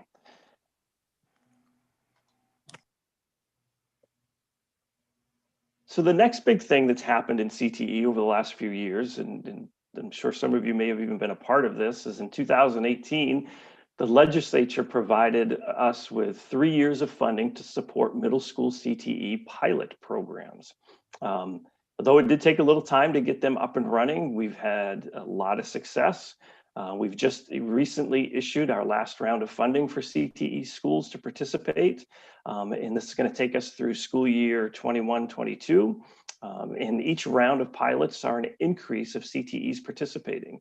I think as directors got used to it and found ways to get creative and making those connections with middle school students, this really saw a big increase. Our first round of pilots saw around 14 students, 15 for our next 15 schools. And then this last round, as many as 21 CTE schools participated, and we're really excited about this. I will tell you, I'm not going to have a lot of information with this. We're working on a report for you because the funding did come from you. So we felt like we wanted to really do a nice deep dive and summary of what all of those are doing and how many students they're working with. And we look forward to the opportunity to come back and really share that report with you and the impact that has. But we've seen it, it's been very exciting and very well received across the state, even through the pandemic and the challenges that brought to keep those programs going.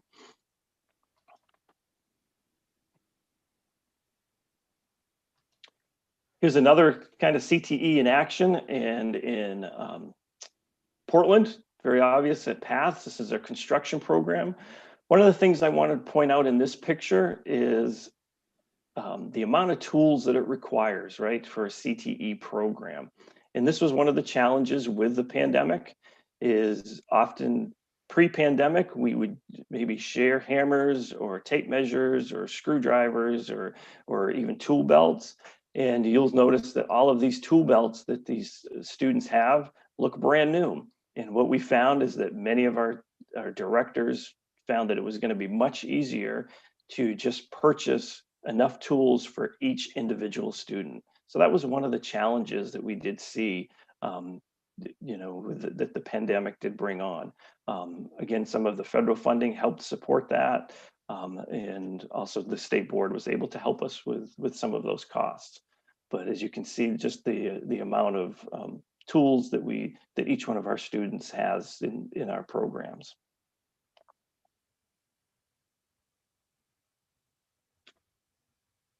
So we do have challenges as we, you know, on a regular basis.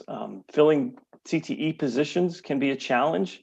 CTE instructors are typically are hired directly from the industry and are recognized for that work experience as they go through that process. However, one of the biggest challenges is there's a big pay discrepancy between industry and teaching salaries.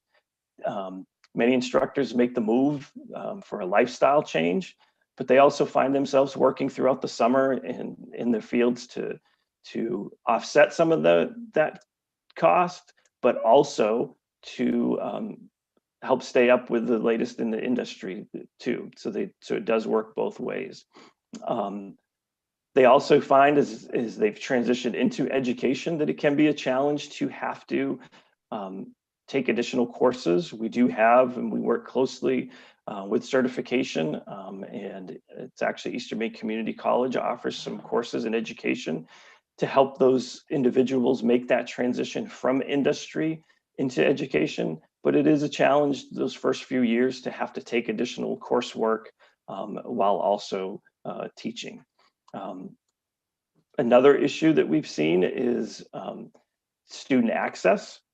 It can be a challenge to align with sending schools. And one of the big ones that really stands out is a lot of the advanced placement courses are offered at a certain amount of time or a certain time of the day. So many of our students that are maybe on that track find it difficult to also be able to access CTE and continue to take that. We continue to struggle with a perception of CTE. We need to promote the image that's seen as positive and valuable opportunity for all students. And that's an ongoing conversation and an ongoing emphasis that we're really working on.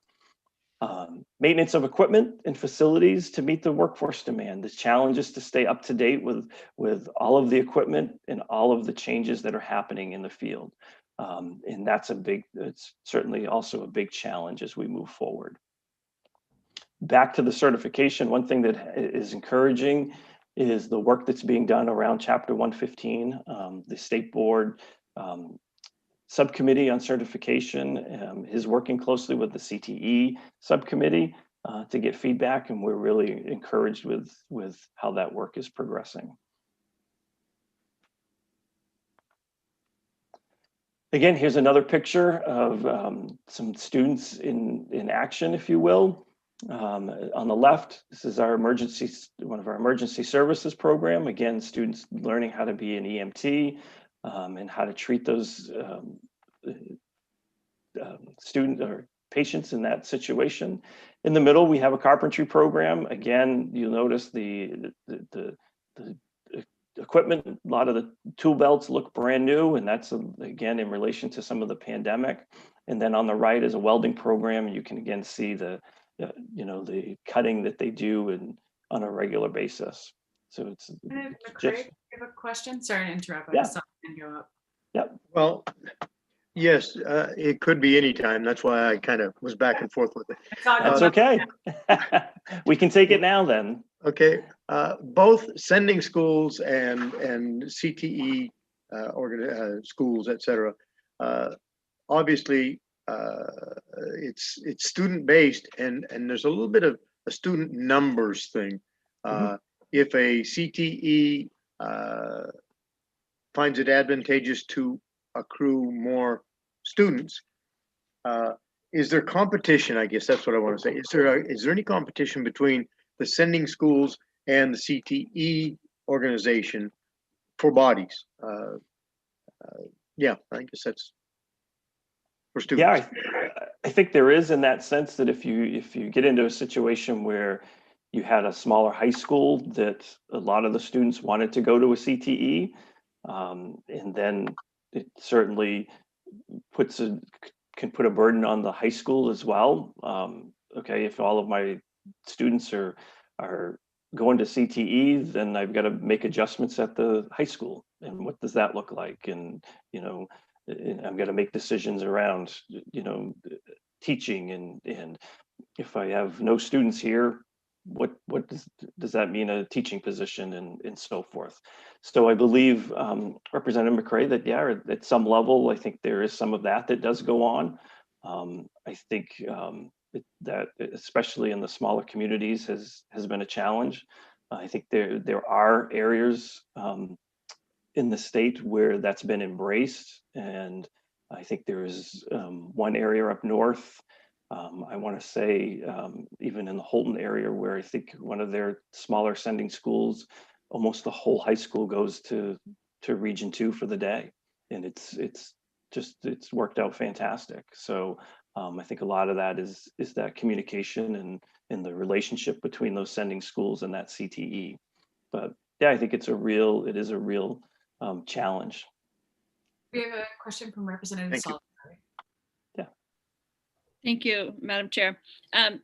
Mr. Littlefield, Yes. thanks for this information. It's great. I'm a huge fan of CTE. Great. My daughters went to the CTE here in Westbrook, and it's helped Perfect. them immensely. Yeah, Awesome. big fan. Really good. Do you think, you touched on it a little bit when you talked about the perception, which is always, I'm on the school committee here in Westbrook, and I've heard about this for years. And it's always surprising to me that is still an issue that these centers and these school programs are facing. Do you think that the exploratory programs and those programs in the middle school are going to be helpful in dealing with some of that perception, or what else could be done to sort of help with that? Representative Salisbury, I agree with you 100%. I think the middle school program is going to drive the interest to be at CTEs, and I think that's why we're seeing an increase at the exploratory level with the 9th and 10th grade piece. So I think that's definitely going to help as we get in front of those students sooner as opposed to later, down the road. And I think there's a couple of layers to address with the perception. I think there's a student perception that I think maybe the middle school will help, but I think there's also a parent perception in getting out in the community and getting more word out there about CTE. And I'm going to talk about this later, but I think it's a perfect time to talk about it. We're working with the CTE directors on some recruitment videos to get out into the media and even on social media. And it's a project that's going to take us over the next 12 to 18 months. And we're excited about that. And we're hoping that that's going to help, just for people to see, what's out there and that this is a real opportunity.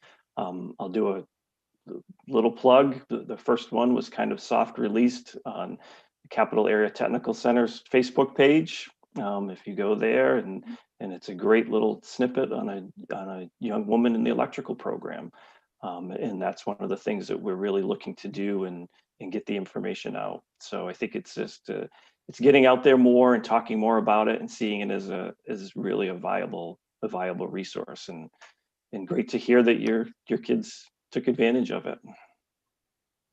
Yeah, it's been great for them. Thank you so much for. We have a question up next from Senator Rafferty, followed by Senator Woodson. All right. Thank you very much, Maddie, and also Mr. Littlefield. Appreciate you being here. This is awesome. That perception thing, I think, is a huge piece. I think that, you know, being an educator, we've done a lot over the years. You know, our school was always inundated with college recruiters after college recruiters from all over New England, and very rarely do I recall any of the local tradesmen coming in or even having an opportunity to come in. But this fall, I talked with a few folks over in the Wells area, and these guys they have all the building they can handle, and you know, they're looking for help. They can't find it, and the guy's like, you know, a kid could easily make $40,000-$50,000 a year with us building. Right. And I just don't not sure that. So I talked to him. Is there any mentoring, or is there anything set up where with these programs the kids actually get out and have an opportunity to work with any of the local carpenters or electricians, plumbers, whatever? There's a possibility, but I also think that we need to promote opportunities for those trades folks to get face to face with our student body, so that they have an opportunity to see what this is what really happens. Absolutely, Senator. And we've done, I think one of the things that we've really looked to do is to connect with the trade associations. I think in the state of Maine is full of small businesses, even on the construction and trade sides, and those trade associations are really a great resource for us. And earlier this fall, we did a construction career fair virtually, and it was, you know, well, I think it was around 200 students that participated in that across the state, and I think we had upwards of 8 or 10 different companies that participated in that. And so it was you know, one of those pieces, I think, with the pandemic is the use of technology. You know, if we did a career fair, instead of doing career fairs in 5 or 6 different locations in the course of a couple of hours, we exposed, you know, over 200 students to up to 8 or 10 different businesses. So we're looking at ways and to expand that and into other fields. So I agree with you. We just got to get the word out and get people in front of them. So. We have Senator Woodson. Yes. Yes, thank you. And to follow up on the past 2 speakers, there is no lack of support amongst parents and employers for trained, skilled workers today. I mean, that's what I hear every day I go out in the public. Absolutely. And back in, I don't know, early 2000, 2005, there was a huge push by higher education and guidance counselors in the schools to send kids to 4-year schools, and basically supporting the demise of industrial arts. Mm-hmm. And has that changed? The administration and the counselors, are they coming back around realizing, hey, look, you know, the backbone of Maine's economy is skilled workers?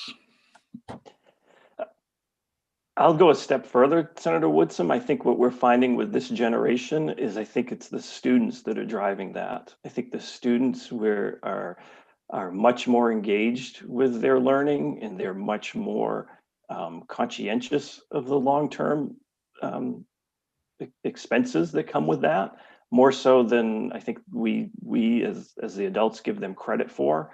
So I think the students are driving a lot of those conversations. So I think on the flip side, I think school counselors are seeing that as well, and presenting that more as an opportunity. But I think we also have to take that lead and keep CTE as part of a full, the full discussion around a full education when we talk about students, that CTE is a part of that conversation and addressing those needs of those skills. And I think it's recognizing that it's not for everyone, but we need to make it available to those that, that want to be there and make it a viable option. So. I totally agree. Thank you. Mr. Littlefield, if I can jump in, sort of building off Senator Woodson, it's interesting, definitely the push to make sure that we're not leaving anyone behind in whatever their post-secondary decisions are. I mean, what is the sort of tie-in between our CTE centers and things like our community colleges, and sort of making it so that if students need further certification, are those being connected within our CTE to sort of, combat the push that Senator Woodson mentioned? Yeah, so we're very connected to the community college. As a matter of fact, part of the Perkins funding supports the community college system as well. We have that direct connection. We have a lot of dual enrollment opportunities for students. So we're seeing many students actually leave our CTEs with college credit and being able to help with those costs moving forward. And the natural matriculation is into the community college. I think that relationship has grown and is becoming more, I guess for lack of a better term, valuable, if you will. We've really worked closely over the last few years to work with the community college so that students are enrolled in dual enrollment or concurrent enrollment programs that are of value, right? So we want those students when they leave a CTE, if they have that college credit, that it's very easily transferable into the community college system. And there's some work to do there on both sides, but we're working on it, and it's an ongoing conversation. So definitely. That's great for just, looking at careers, and also for students making that decision. What a much better way to sort of jump out of, your 12th grade or, wherever you are at in your education continuum and really save some real money. So absolutely. Thank you. Yep. So as I just mentioned, there are two primary funding. One of the funding sources is Perkins, and of course you're well aware of the state EPS formula that was established, I think is about 3 years ago, which funds our CTEs at $60 million. Part of what was sent to you was a handout that Joanne Allen provided. Her team really oversees that. I would encourage you to read that over. If you have questions, email them to Joanne. She looks forward to that. She wanted me to emphasize that, and she looks forward to the opportunity to come and talk to you very specifically about the state EPS formula. So again, as you look over the handout, email her questions, and her team can be prepared to answer those as they come and meet with you. On the federal side, we get a little over $6 million in its Perkins funding. It's overseen by the State Board of Education. Again, we currently receive a little over $6 million. It's distributed both between secondary CTE schools and the community colleges. A portion of that $6 million is used to support positions at the DOE that provide those services that are required under Perkins, such as professional development, education and workforce connections, and promotion and support to CTE to all students. I will say over the last couple of years, the state board has been, very supportive in promoting CTE opportunities. They helped support some initial funding for the middle school program, and also really introduced 9th and 10th grade opportunities that I believe has led to the increase of exploratory programs. And more recently, they were able to help support with some of the COVID expenses that the CTEs incurred with the challenges that came with that. I do have to say, in full disclosure, because it is with the pandemic, this picture right here is not of any CTE recently. So this is not breaking any rules. This was a stock picture that we pulled from someplace else. So just to release myself of future conversations, I guess. Again, a couple pictures of CTE students in action. On the left, nursing students ready to go. This is a fairly new picture, but this is what they would look like on a regular basis.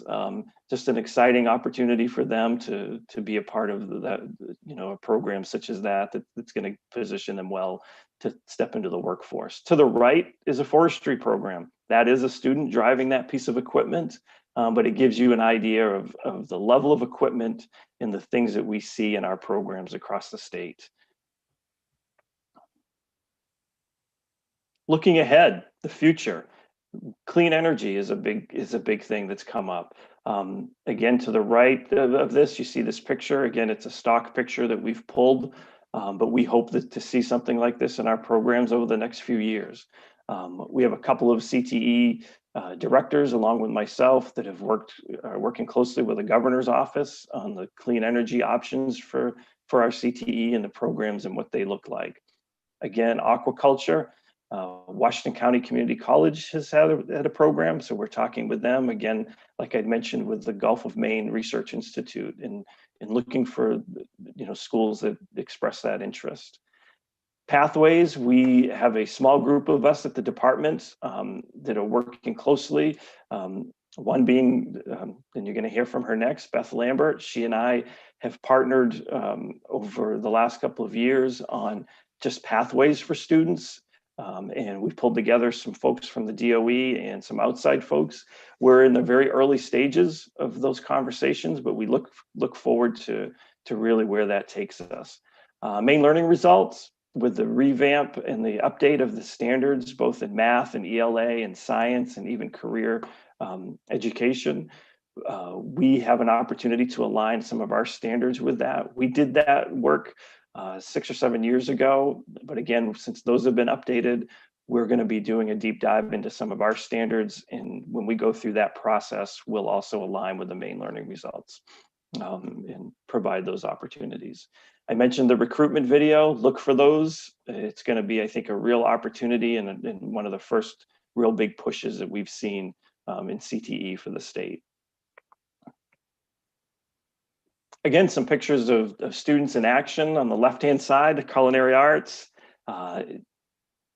Yes, that student made those things. It's exciting. If you ever get a chance to eat at a culinary arts program in the state, jump at it. It's fantastic. To the right is a composite program. Again, a program that we've seen really take off in a few areas with the implementation of wind energy, but also boat building. Some of our schools that are close to a boat building facility have expressed interest in the composites. In the middle, again, heavy equipment. I point this out that this is a current picture. Student is in full, mask and is masked up under the current circumstances. But I just want to point out again, here's a piece of equipment that if this student was to go to work for a middle or high, large construction company, this would not be the type of bulldozer that they would be running. If this student was going to go to work for a small company doing driveways or even a small logging operation. So it's another example of a CTE really utilizing what they have, but to replace this piece of equipment to get it up to speed so that student could step right into a workforce and run this, again, is about $100,000. So again, it's just that level of cost. Representative Sampson, did you have your hand up? I did. I took it back down because I thought I could ask Beth Lambert this, but I might as well just, since you called on me. Nice to see you, Mr. Littlefield. Yes. And I know, I'm wondering what happened to a lot of the work that had been done prior to you coming on board, that were the crosswalking of the standards. Is that what you're referring to as far as the, what did you just say, the pathways? Yes, exactly. That's it. Yep. Elaborate on that a little bit, just so folks understand what you're talking about.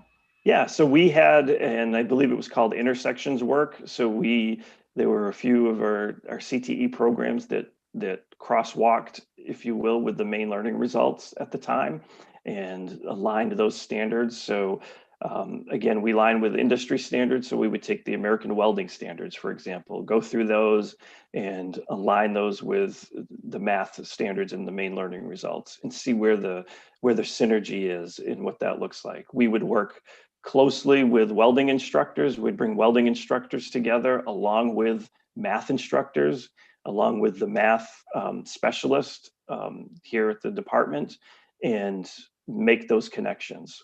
So we need to look at our standards now, and with the update of the main learning results, that's one of our goals is to do that work. So yes, Representative Sampson, we need to do that. That just needs to be updated. So yes.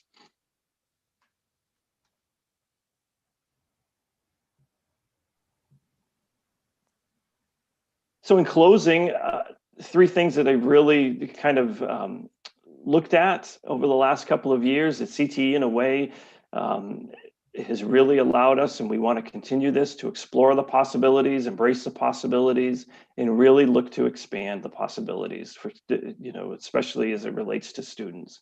If we continue to do this, we will reach out and reach our ultimate goal.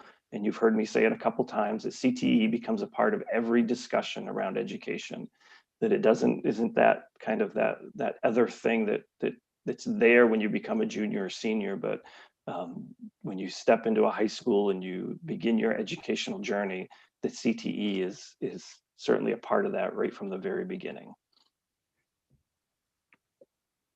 And that's what I have. Thank you very much. We have a question from Senator Woodson. Yes, thank you very much. Looking at your final statements here, explore, embrace, and expand. Looking ahead, say, for the next 5 years, what do we need to do to make this a reality? I mean, to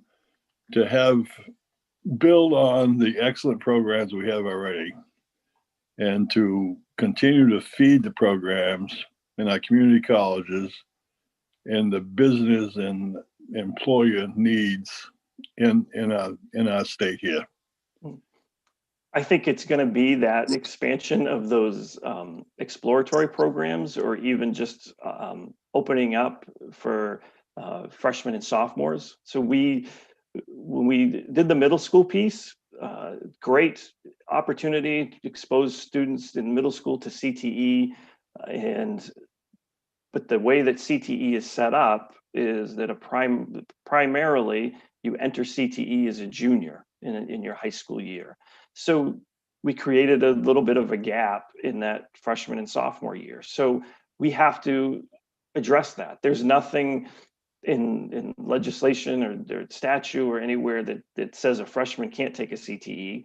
We just need to make it a viable option, if you will, and really create those discussions and look for ways to do that, where a student isn't punished or isn't set back. And this is one of the things that I often talk about is, you want that freshman to come in, and if they say, hey, I'm interested in being an electrician and I want to go to the CTE, that we have a system that allows them to do that, that doesn't, and then maybe after a year they say, nope, I decided I don't want to do that. And they come back to the high school full time, and there's no setback in their learning, and they're on their path to a high school diploma. So how do we do that? There's just a lot of conversations that we got to have, both on the CTE side and in working with SAUs and addressing that piece. And I think that's going to be a big piece moving forward. And I think Senator Woodson, I think with the middle school piece and the interest within CTE, I think we're already beginning to see that, but I think we're just scratching the surface. Thank you. And I have a question from Representative Dodge. Thank you, Madam Chair. I have encountered several constituents who have an idea for a program at a CTE location. It has to do with aircraft mechanics. And I wonder if I should just offline give you that background information, or if it would benefit our committee to know when we hear out, when we're speaking with people, what we should tell them about the process for getting a new program if there is interest. Thank you. Yeah, I think you can certainly let me know, and I can connect with the CTE director. But they are all very approachable at all of their facilities, and they love to hear that. You know, they love to hear ideas from the community. That's where a lot of the discussion starts, and then it kind of morphs from there. And what we find sometimes is that people will come in with an idea, and it's already existing there, or they're doing some level of what's happening. But I definitely, the CTE director is a great resource at that local level to be able to answer those questions. But I'm happy to make that connection. So. Thank you, Representative. Do you have any further questions from the committee? Seeing that, oh, wait, Janet, you keep your hand up, or? Okay. Well, thank you all. This has been very interesting, very good. I look forward to hearing more and coming back and sharing with you more about CTE as we move forward. So absolutely. Thank you. Thank you. Hopefully at some point we can come tour some of these centers and programs when we're in a better place during this pandemic. So thank you for your presentation, Mr. Littlefield. You're welcome. And up next, we have the main learning results, and we have Ms. Lambert joining us. Welcome. Hi, thank you. I will share my screen also, so just take me 1 second. No worries.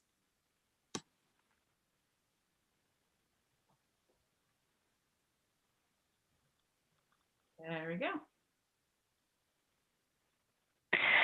Wonderful. Thank you. Good morning, Senator Daughtry, Representative Brennan, and members of the Joint Committee.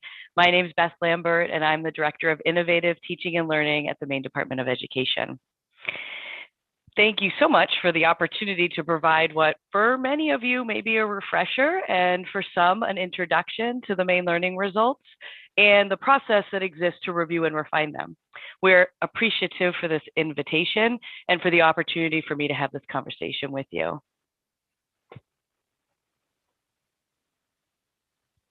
There we go. Knowing that there are several bills that involve what is or should be taught in our public schools, it's first important to understand the broader roles of standards and curriculum in our state and the department's role in both. There's often confusion between standards and curriculum. Learning standards, or in Maine, the Maine learning results, these are written descriptions of what students are expected to know and be able to do at a specific stage in their education. Learning standards do not dictate any teaching practice, curriculum, or assessment method. They're the overarching concepts and skills students should be able to demonstrate at a given time. Curriculum is the academic content that helps students learn standards. Curriculum includes lessons and instructional practices that teachers might use, activities, assignments, projects that students complete, books, materials, videos, labs used in a course, and the tests or assessments and other methods that are used to evaluate student progress. Curriculum also includes the specific topics, concepts, dates, times, places, and events educators use to teach the learning standards. It's the responsibility of the Maine Department of Education and the Maine State Legislature to provide state-level learning standards. These standards ensure that learning expectations are consistent for all students in Maine, regardless of geography. It is the local school board's responsibility, with the educational professionals in their local school districts, to determine the curriculum they will use to ensure their students meet the state-level learning standards. An example from one of our Maine learning results in ELA is that students will be able to read various texts closely to determine what each text explicitly says and to make logical inferences, cite specific textual evidence to support conclusions drawn from the text. As you hear in this example, as a standard, this identifies the skills the students can demonstrate. In this case, reading text, making logical inferences, and citing specific evidence from the text to support claims. We have agreed as a state that this is a skill that all students should be able to demonstrate. Now, at the district level, a curriculum committee will come together and determine how they will teach students to be able to learn this skill.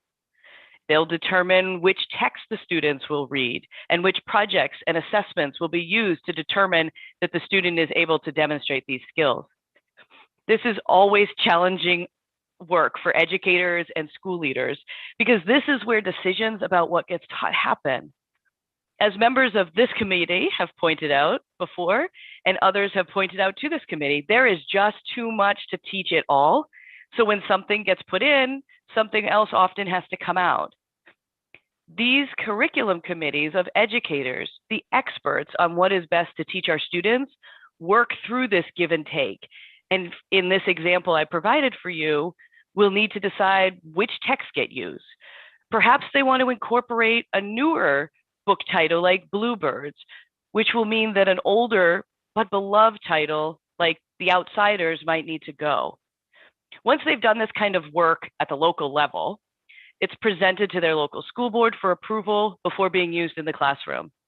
There are variations on this process that local school boards and schools use for curriculum review and approval, but it's generally like something like that.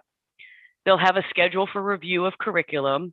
Some choose to undertake it as a district and do it all over 1 year, and some choose to stagger it. And sometimes it's triggered by our process for standards review. Speaking of that process for standards review, on this slide, starting in 2017, the department developed and has used this 13-step process to ensure that the standards for each content area are reviewed and revised on an established timeline and through a consistent process. Since 2017, each of the 8 content areas have been completed or are currently undergoing a revision following these 13 steps.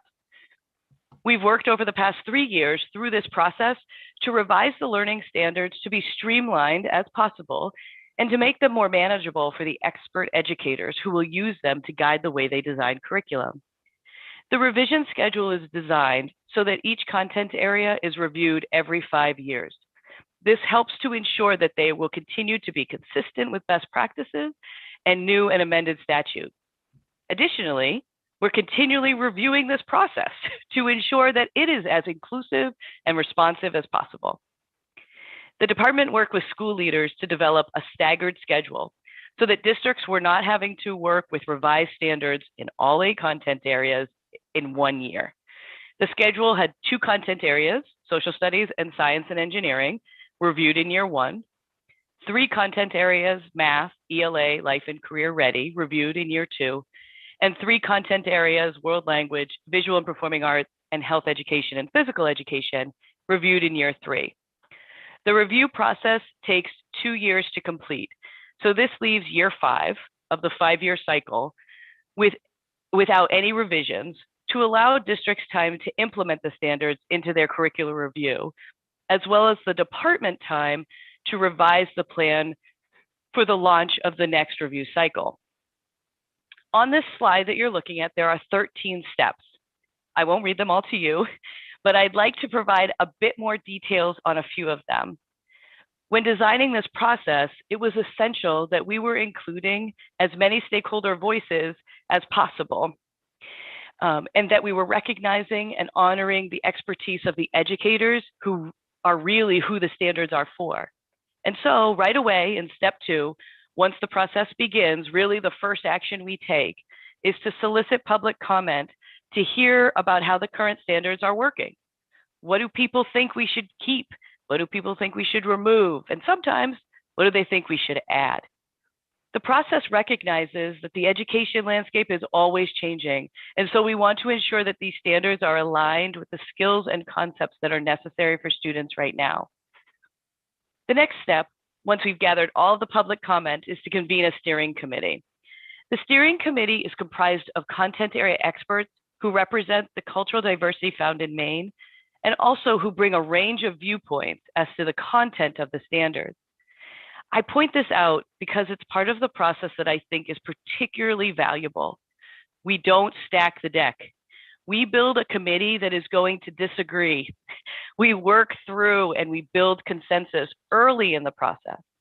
It's not easy, but it's definitely worth it. And as corny as it sounds, I think everyone leaves it with a new understanding or at least appreciation for others' points of view that they bring to the table. This committee reviews all the public comments, any statutes pertaining to that content area. And this is another part to note. There is a review of all of the current statutes related to the content area standards that are being reviewed. First, the current standards are examined to ensure alignment with all statutes that existed prior to the revision. Then the steering committee reviews all the legislation that's passed since the last review in order to determine what needs to be revised to ensure that standards will be aligned to the most recently passed statutes. We hope that this step will prevent the need for new legislation to always trigger a standards review, because after a bill is signed into law, there could be an understanding that it would be incorporated into the next revision cycle, which, because we're on a 5-year cycle and it takes 2 years to complete the revision, a revision will always be coming up. The steering committee works for several months to develop the guidance or blueprint for the revision. They do not write or revise any standards, but they map out which areas need to be addressed, which to be left alone, what statutes to include, and so forth. After they've completed this guidance, we move on to step 4 and call in the educators. We put out an all call and invite any educator who wants to be part to join our writing team. We want as many experts as possible working on this process, and teachers are our greatest resources. They come with the most expertise on what students need to know and be able to do, and they are intimately aware of where the current standards are delivering and where they're falling short, because they're using them every day. These amazing educators work throughout the summer to revise the standards and ensure that they touch on all of the areas identified in the steering committee's blueprint, including incorporating all relevant statutes. Then the document goes through a series of approvals before being submitted to the Secretary of State, which begins the part of the process you all know very well. Important to note, though, is that there are 3 times, steps 2, 9, and 11, where the public can provide comments. During step 2, the public can provide comments on the current standards in order to inform the steering committee and the writing team of what's working well, and also identify areas where edits or further clarification is needed. During step 9, the public can provide comments on the revised standards to the department before the rule is submitted. And during step 11, this committee holds your public hearing to again receive public comments about the proposed revised standards. This is very important to us because while we do our best to include as many educators and other educational stakeholders, we want to ensure that no voice who wants to be heard is not. And finally, before moving on from this part of the presentation, I just want to mention again that with the 5-year cycle and 2-year revision timeline, new statutes related to standards do not need to trigger an immediate revision process because they'll be incorporated in the next revision cycle in the very near future. Without this understanding, each new legislative cycle could potentially initiate another revision cycle, which would burden schools with standards that are constantly changing and under review and would not allow for proper implementation at the school and the district level. This uncertainty could lead to new legislation not having the desired impact because districts would not have the time to be able to fully implement the standards, train the educators, and develop the supports necessary for the impact to be truly felt at the classroom level. Ms. Lambert, if I could just interrupt you real quick, Senator Woodson has a question. Absolutely. Thank you for being with us today. Do the local school boards have the power or flexibility of not teaching something? As example, or not offering, say, PE or sex ed or civics or something like that? They have to offer the opportunity for students to meet all of the learning standards. So no, they have a lot of flexibility about how that's done, when that's done, and where, but they have to, if it's stipulated in the statute, they have to offer it. Okay, thank you. Mm-hmm. All right, trying to stop sharing my screen now so I can see. So as we spoke about at the beginning, there is a difference between legislation that mandates what a student should know and be able to do, the overarching concepts and skills or state standards, and statutes that are intended to impact what topics students are exposed to in their time in school. This is mandated curriculum. When a bill aims to mandate curriculum or specific topics, concepts, names, dates, places, or events an educator must cover, it crosses to a more difficult place for those of us at the state level. This responsibility for curriculum is part of Maine's long, proud tradition of local control. And more than that, it is the responsibility given to local districts in the Maine State Constitution. And therefore, there is no process at the department for reviewing, approving, or tracking curriculum that's being developed and used, because that's the local responsibility. This means that once one of these bills is passed, it's not a matter of state standards because it doesn't address what students know and are able to do. Rather, it requires the SAUs to assess their current curriculum and, if necessary, create or vet new curriculum that meets the new mandates. This curriculum must then be approved by the local school board. The state, meaning Maine DOE, does not approve curriculum. We create resources and provide professional learning to the field, but there's no guarantee at all that all or even most SAUs or individual educators are using those resources or participating in the professional development. Despite the fact that the intent of curricular mandates is to ensure that all students have access and exposure to that topic, even as standards and statutes are updated, SAUs still have the final discretion in terms of curriculum and implementation. We must remember and trust in all this that educators are highly trained and qualified to determine how best to teach the students in their classroom. They have advanced degrees and many certifications. And we know that the relationship between the teacher and the student is often the most important component of effective learning. Educators do not need us to standardize their curriculum. They need to have the freedom to determine the best course to help each child acquire the necessary learning standards. They need to be able to determine how much time is needed to cover a particular subject based on each learner's ability, and not based on the time it takes to check off items on a predetermined list that we create for them at the state level. What we want is for teachers to be able to use their acquired expertise and amazing creativity to teach what they know is best to children in their classrooms. And with that, I'd be happy to answer any questions or discuss any of these points further. Thank you, Ms. Lambert, and sorry for my phone going off there for a split second. Do we have any questions from the committee? Representative Salisbury, followed by Representative Stearns. Thank you, Madam Chair. And thank you, Ms. Lambert. That's very, very helpful. I've been involved in the school committee for a long time, and I feel like I learned so much in the last few weeks that I never knew I didn't know. So it's been very helpful. This is great. I know that in my school district, we're going to start doing an audit review of our policies and curriculum and things like that to make sure from an equity lens and talking about diversity. Is the state talking about that as well as adding that into part of their review process, adding in keeping in mind equity and diversity when reviewing these standards? Yeah, and in fact, it's a great that you bring it up because it should explicitly be in one of those bubbles that were on the screen, because it certainly has been part of the process as teachers are talking, whether it be well, any of the content areas. I don't have to list them to you. That's been part of the focus even before this recent wave of attention being paid in that area.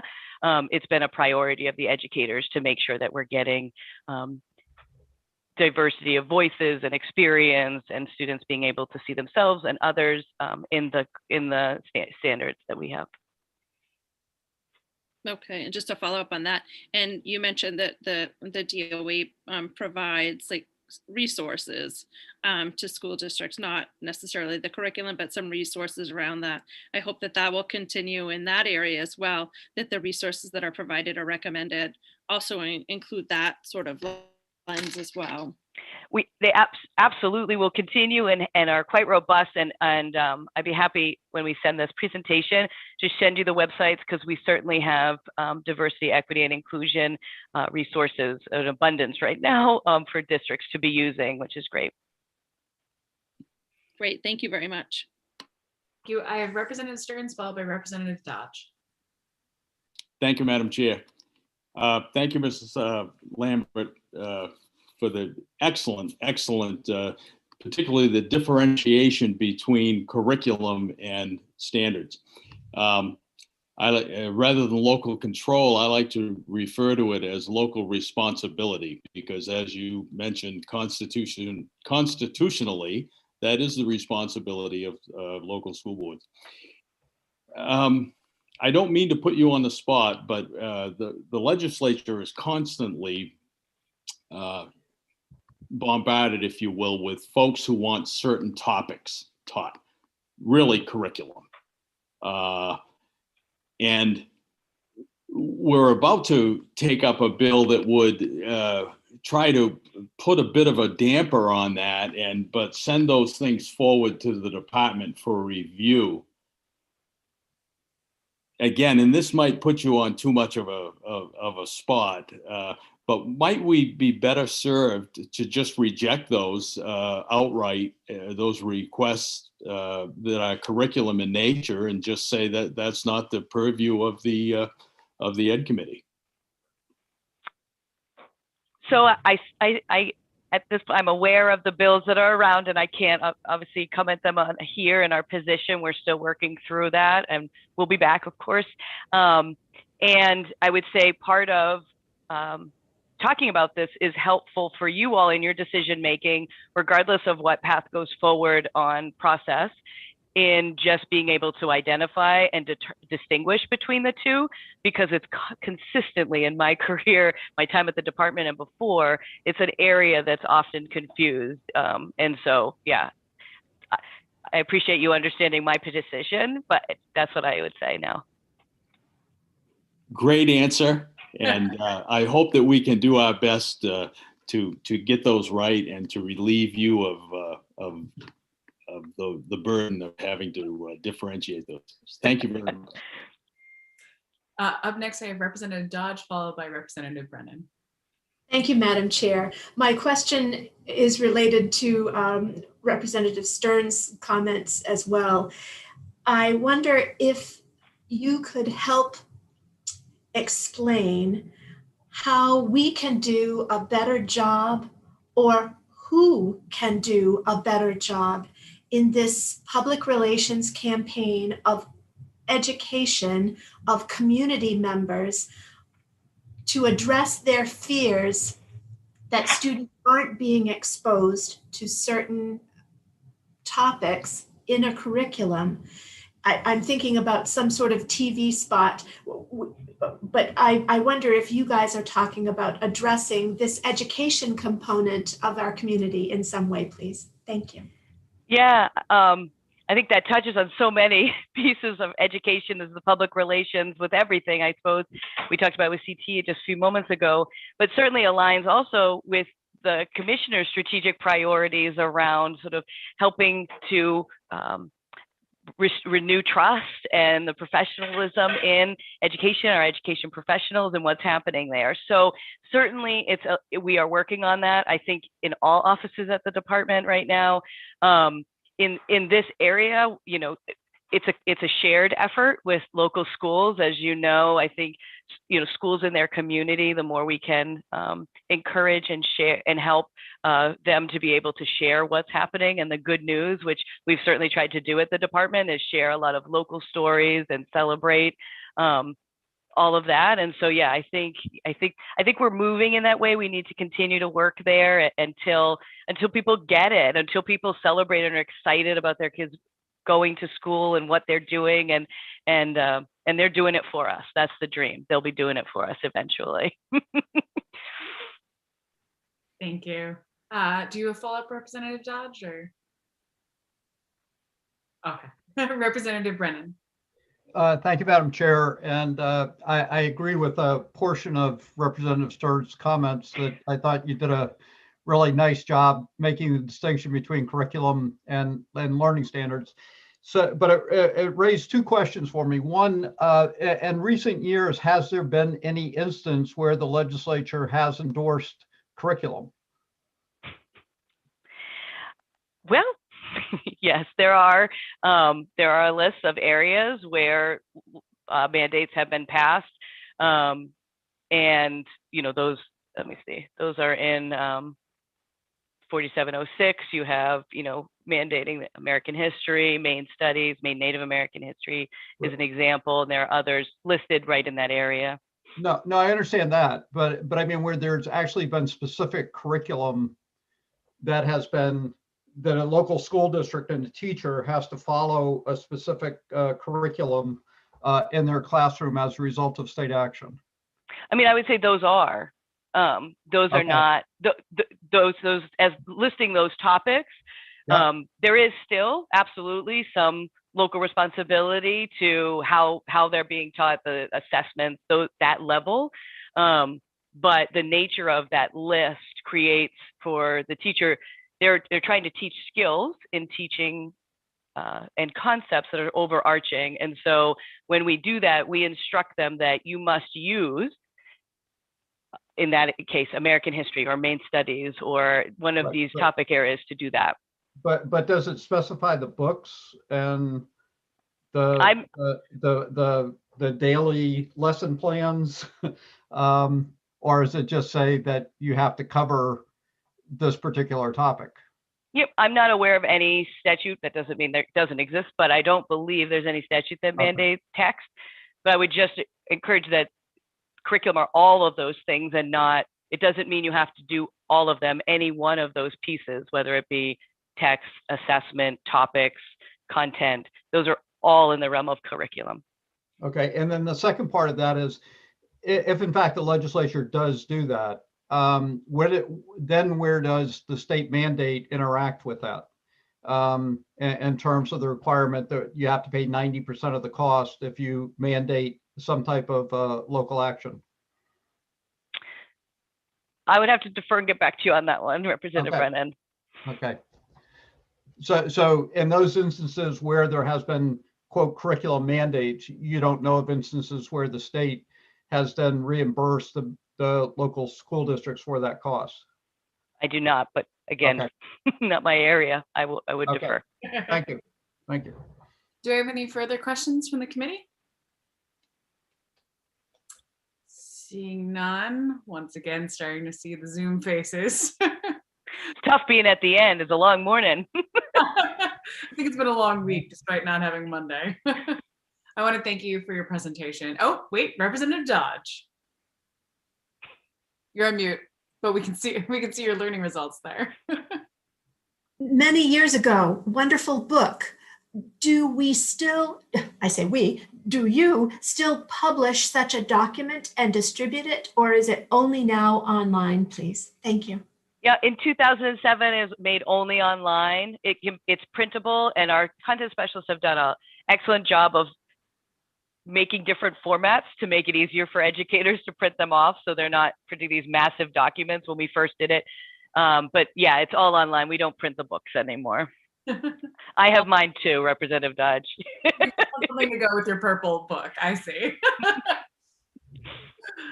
Well, seeing no further questions from the committee, thank you so much, Ms. Lambert. It's always a pleasure to have you join us, and thanks for the important reminder, especially for folks who are new to the committee, the difference between standards, curriculum, and a strong reminder of local control. Sorry, local responsibility. I do like that better than local control. Local control sounds like a weird hostage situation. I agree. Sounds like we're helping our children.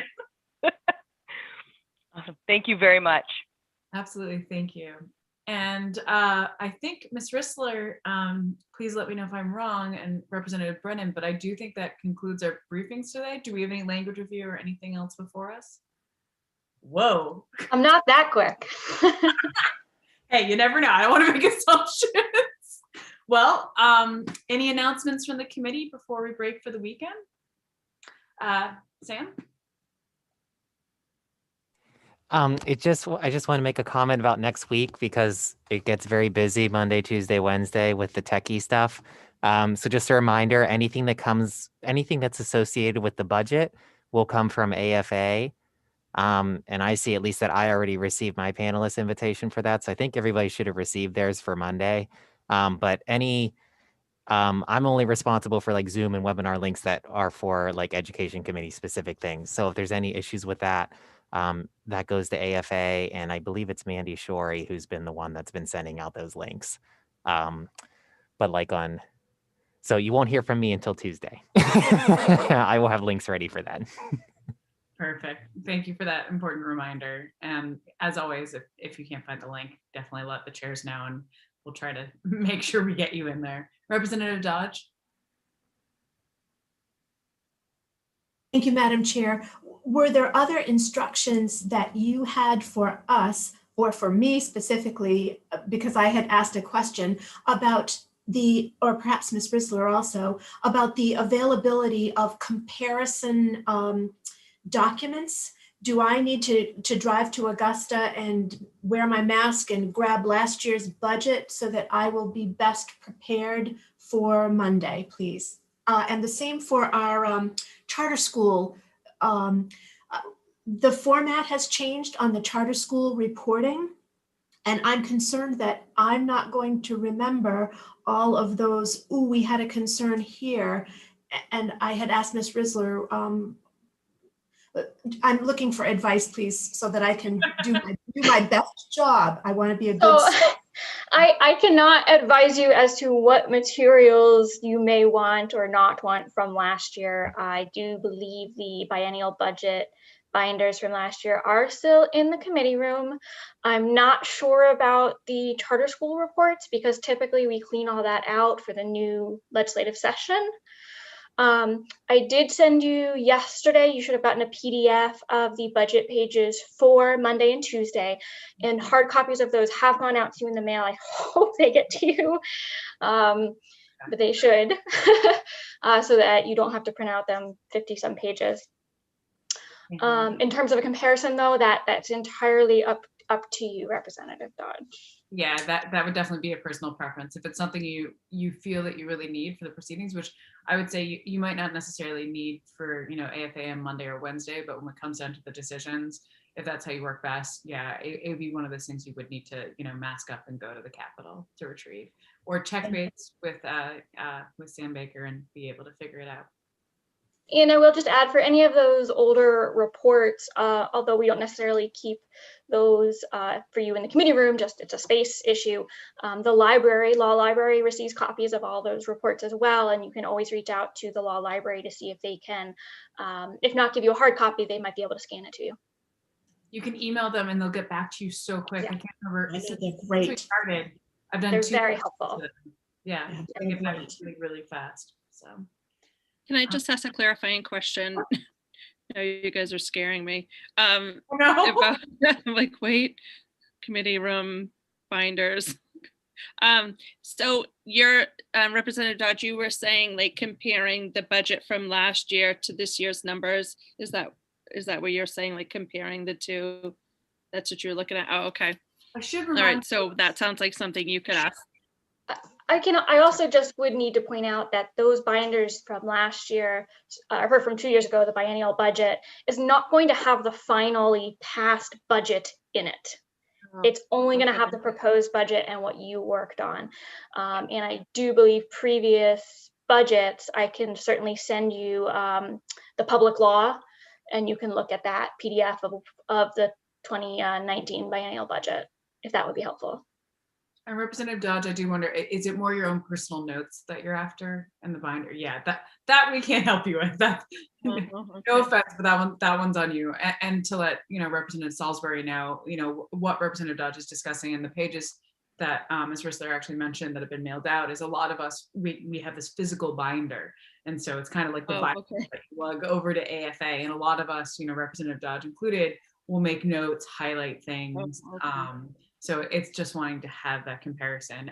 And as reminders, you'll see in the proposed budget in the biennium, you'll see the different numbers. There are often, comparisons of years, moving it forward to the year prior to make sure you can compare and contrast of what's been flat funded, what's being curtailed, what's getting additional funding as well. And that will be in what's coming in the mail. So hopefully that helps. And specifically with the charter school document, have you, will you be able to give me, and maybe we should take this discussion offline, but I'm just concerned about the items that were flagged in the charter school reports. Are those summarized by Ms. Risler, and will we receive? No. Okay. So because of the change in the reporting format, I'm concerned that there are, yikes. Okay, thank you. I'll deal with this. And if you have any other advice, please do share, Madam and Mr. Chair. Thank you. I'm going to start calling Representative Brennan Madam Chair. Do you have anything to add, Madam Chair? Well, I believe, I haven't looked, but the 2019 report of the Charter School Commission, I'm almost certain that would be online Yeah. in the charter school bucket. Yeah. We can't get your notes. Your notes are going to be physically there, but the actual physical document, if anyone would like to go back and sort of beef up before the reports, those are available online. And as Ms. Risler said, the actual final actions on the biennium, we can get you those, but those are not what would be available in last year's binders or notes. Any other questions? Seeing none and seeing the look of Friday, definitely hitting all of us pretty fast. With that, I'd say this adjourns the meeting of the Joint Standing Committee on Education and Cultural Affairs. Everyone have a great weekend. Rest up. You've done a lot of work in a short work week. Take care. See you guys.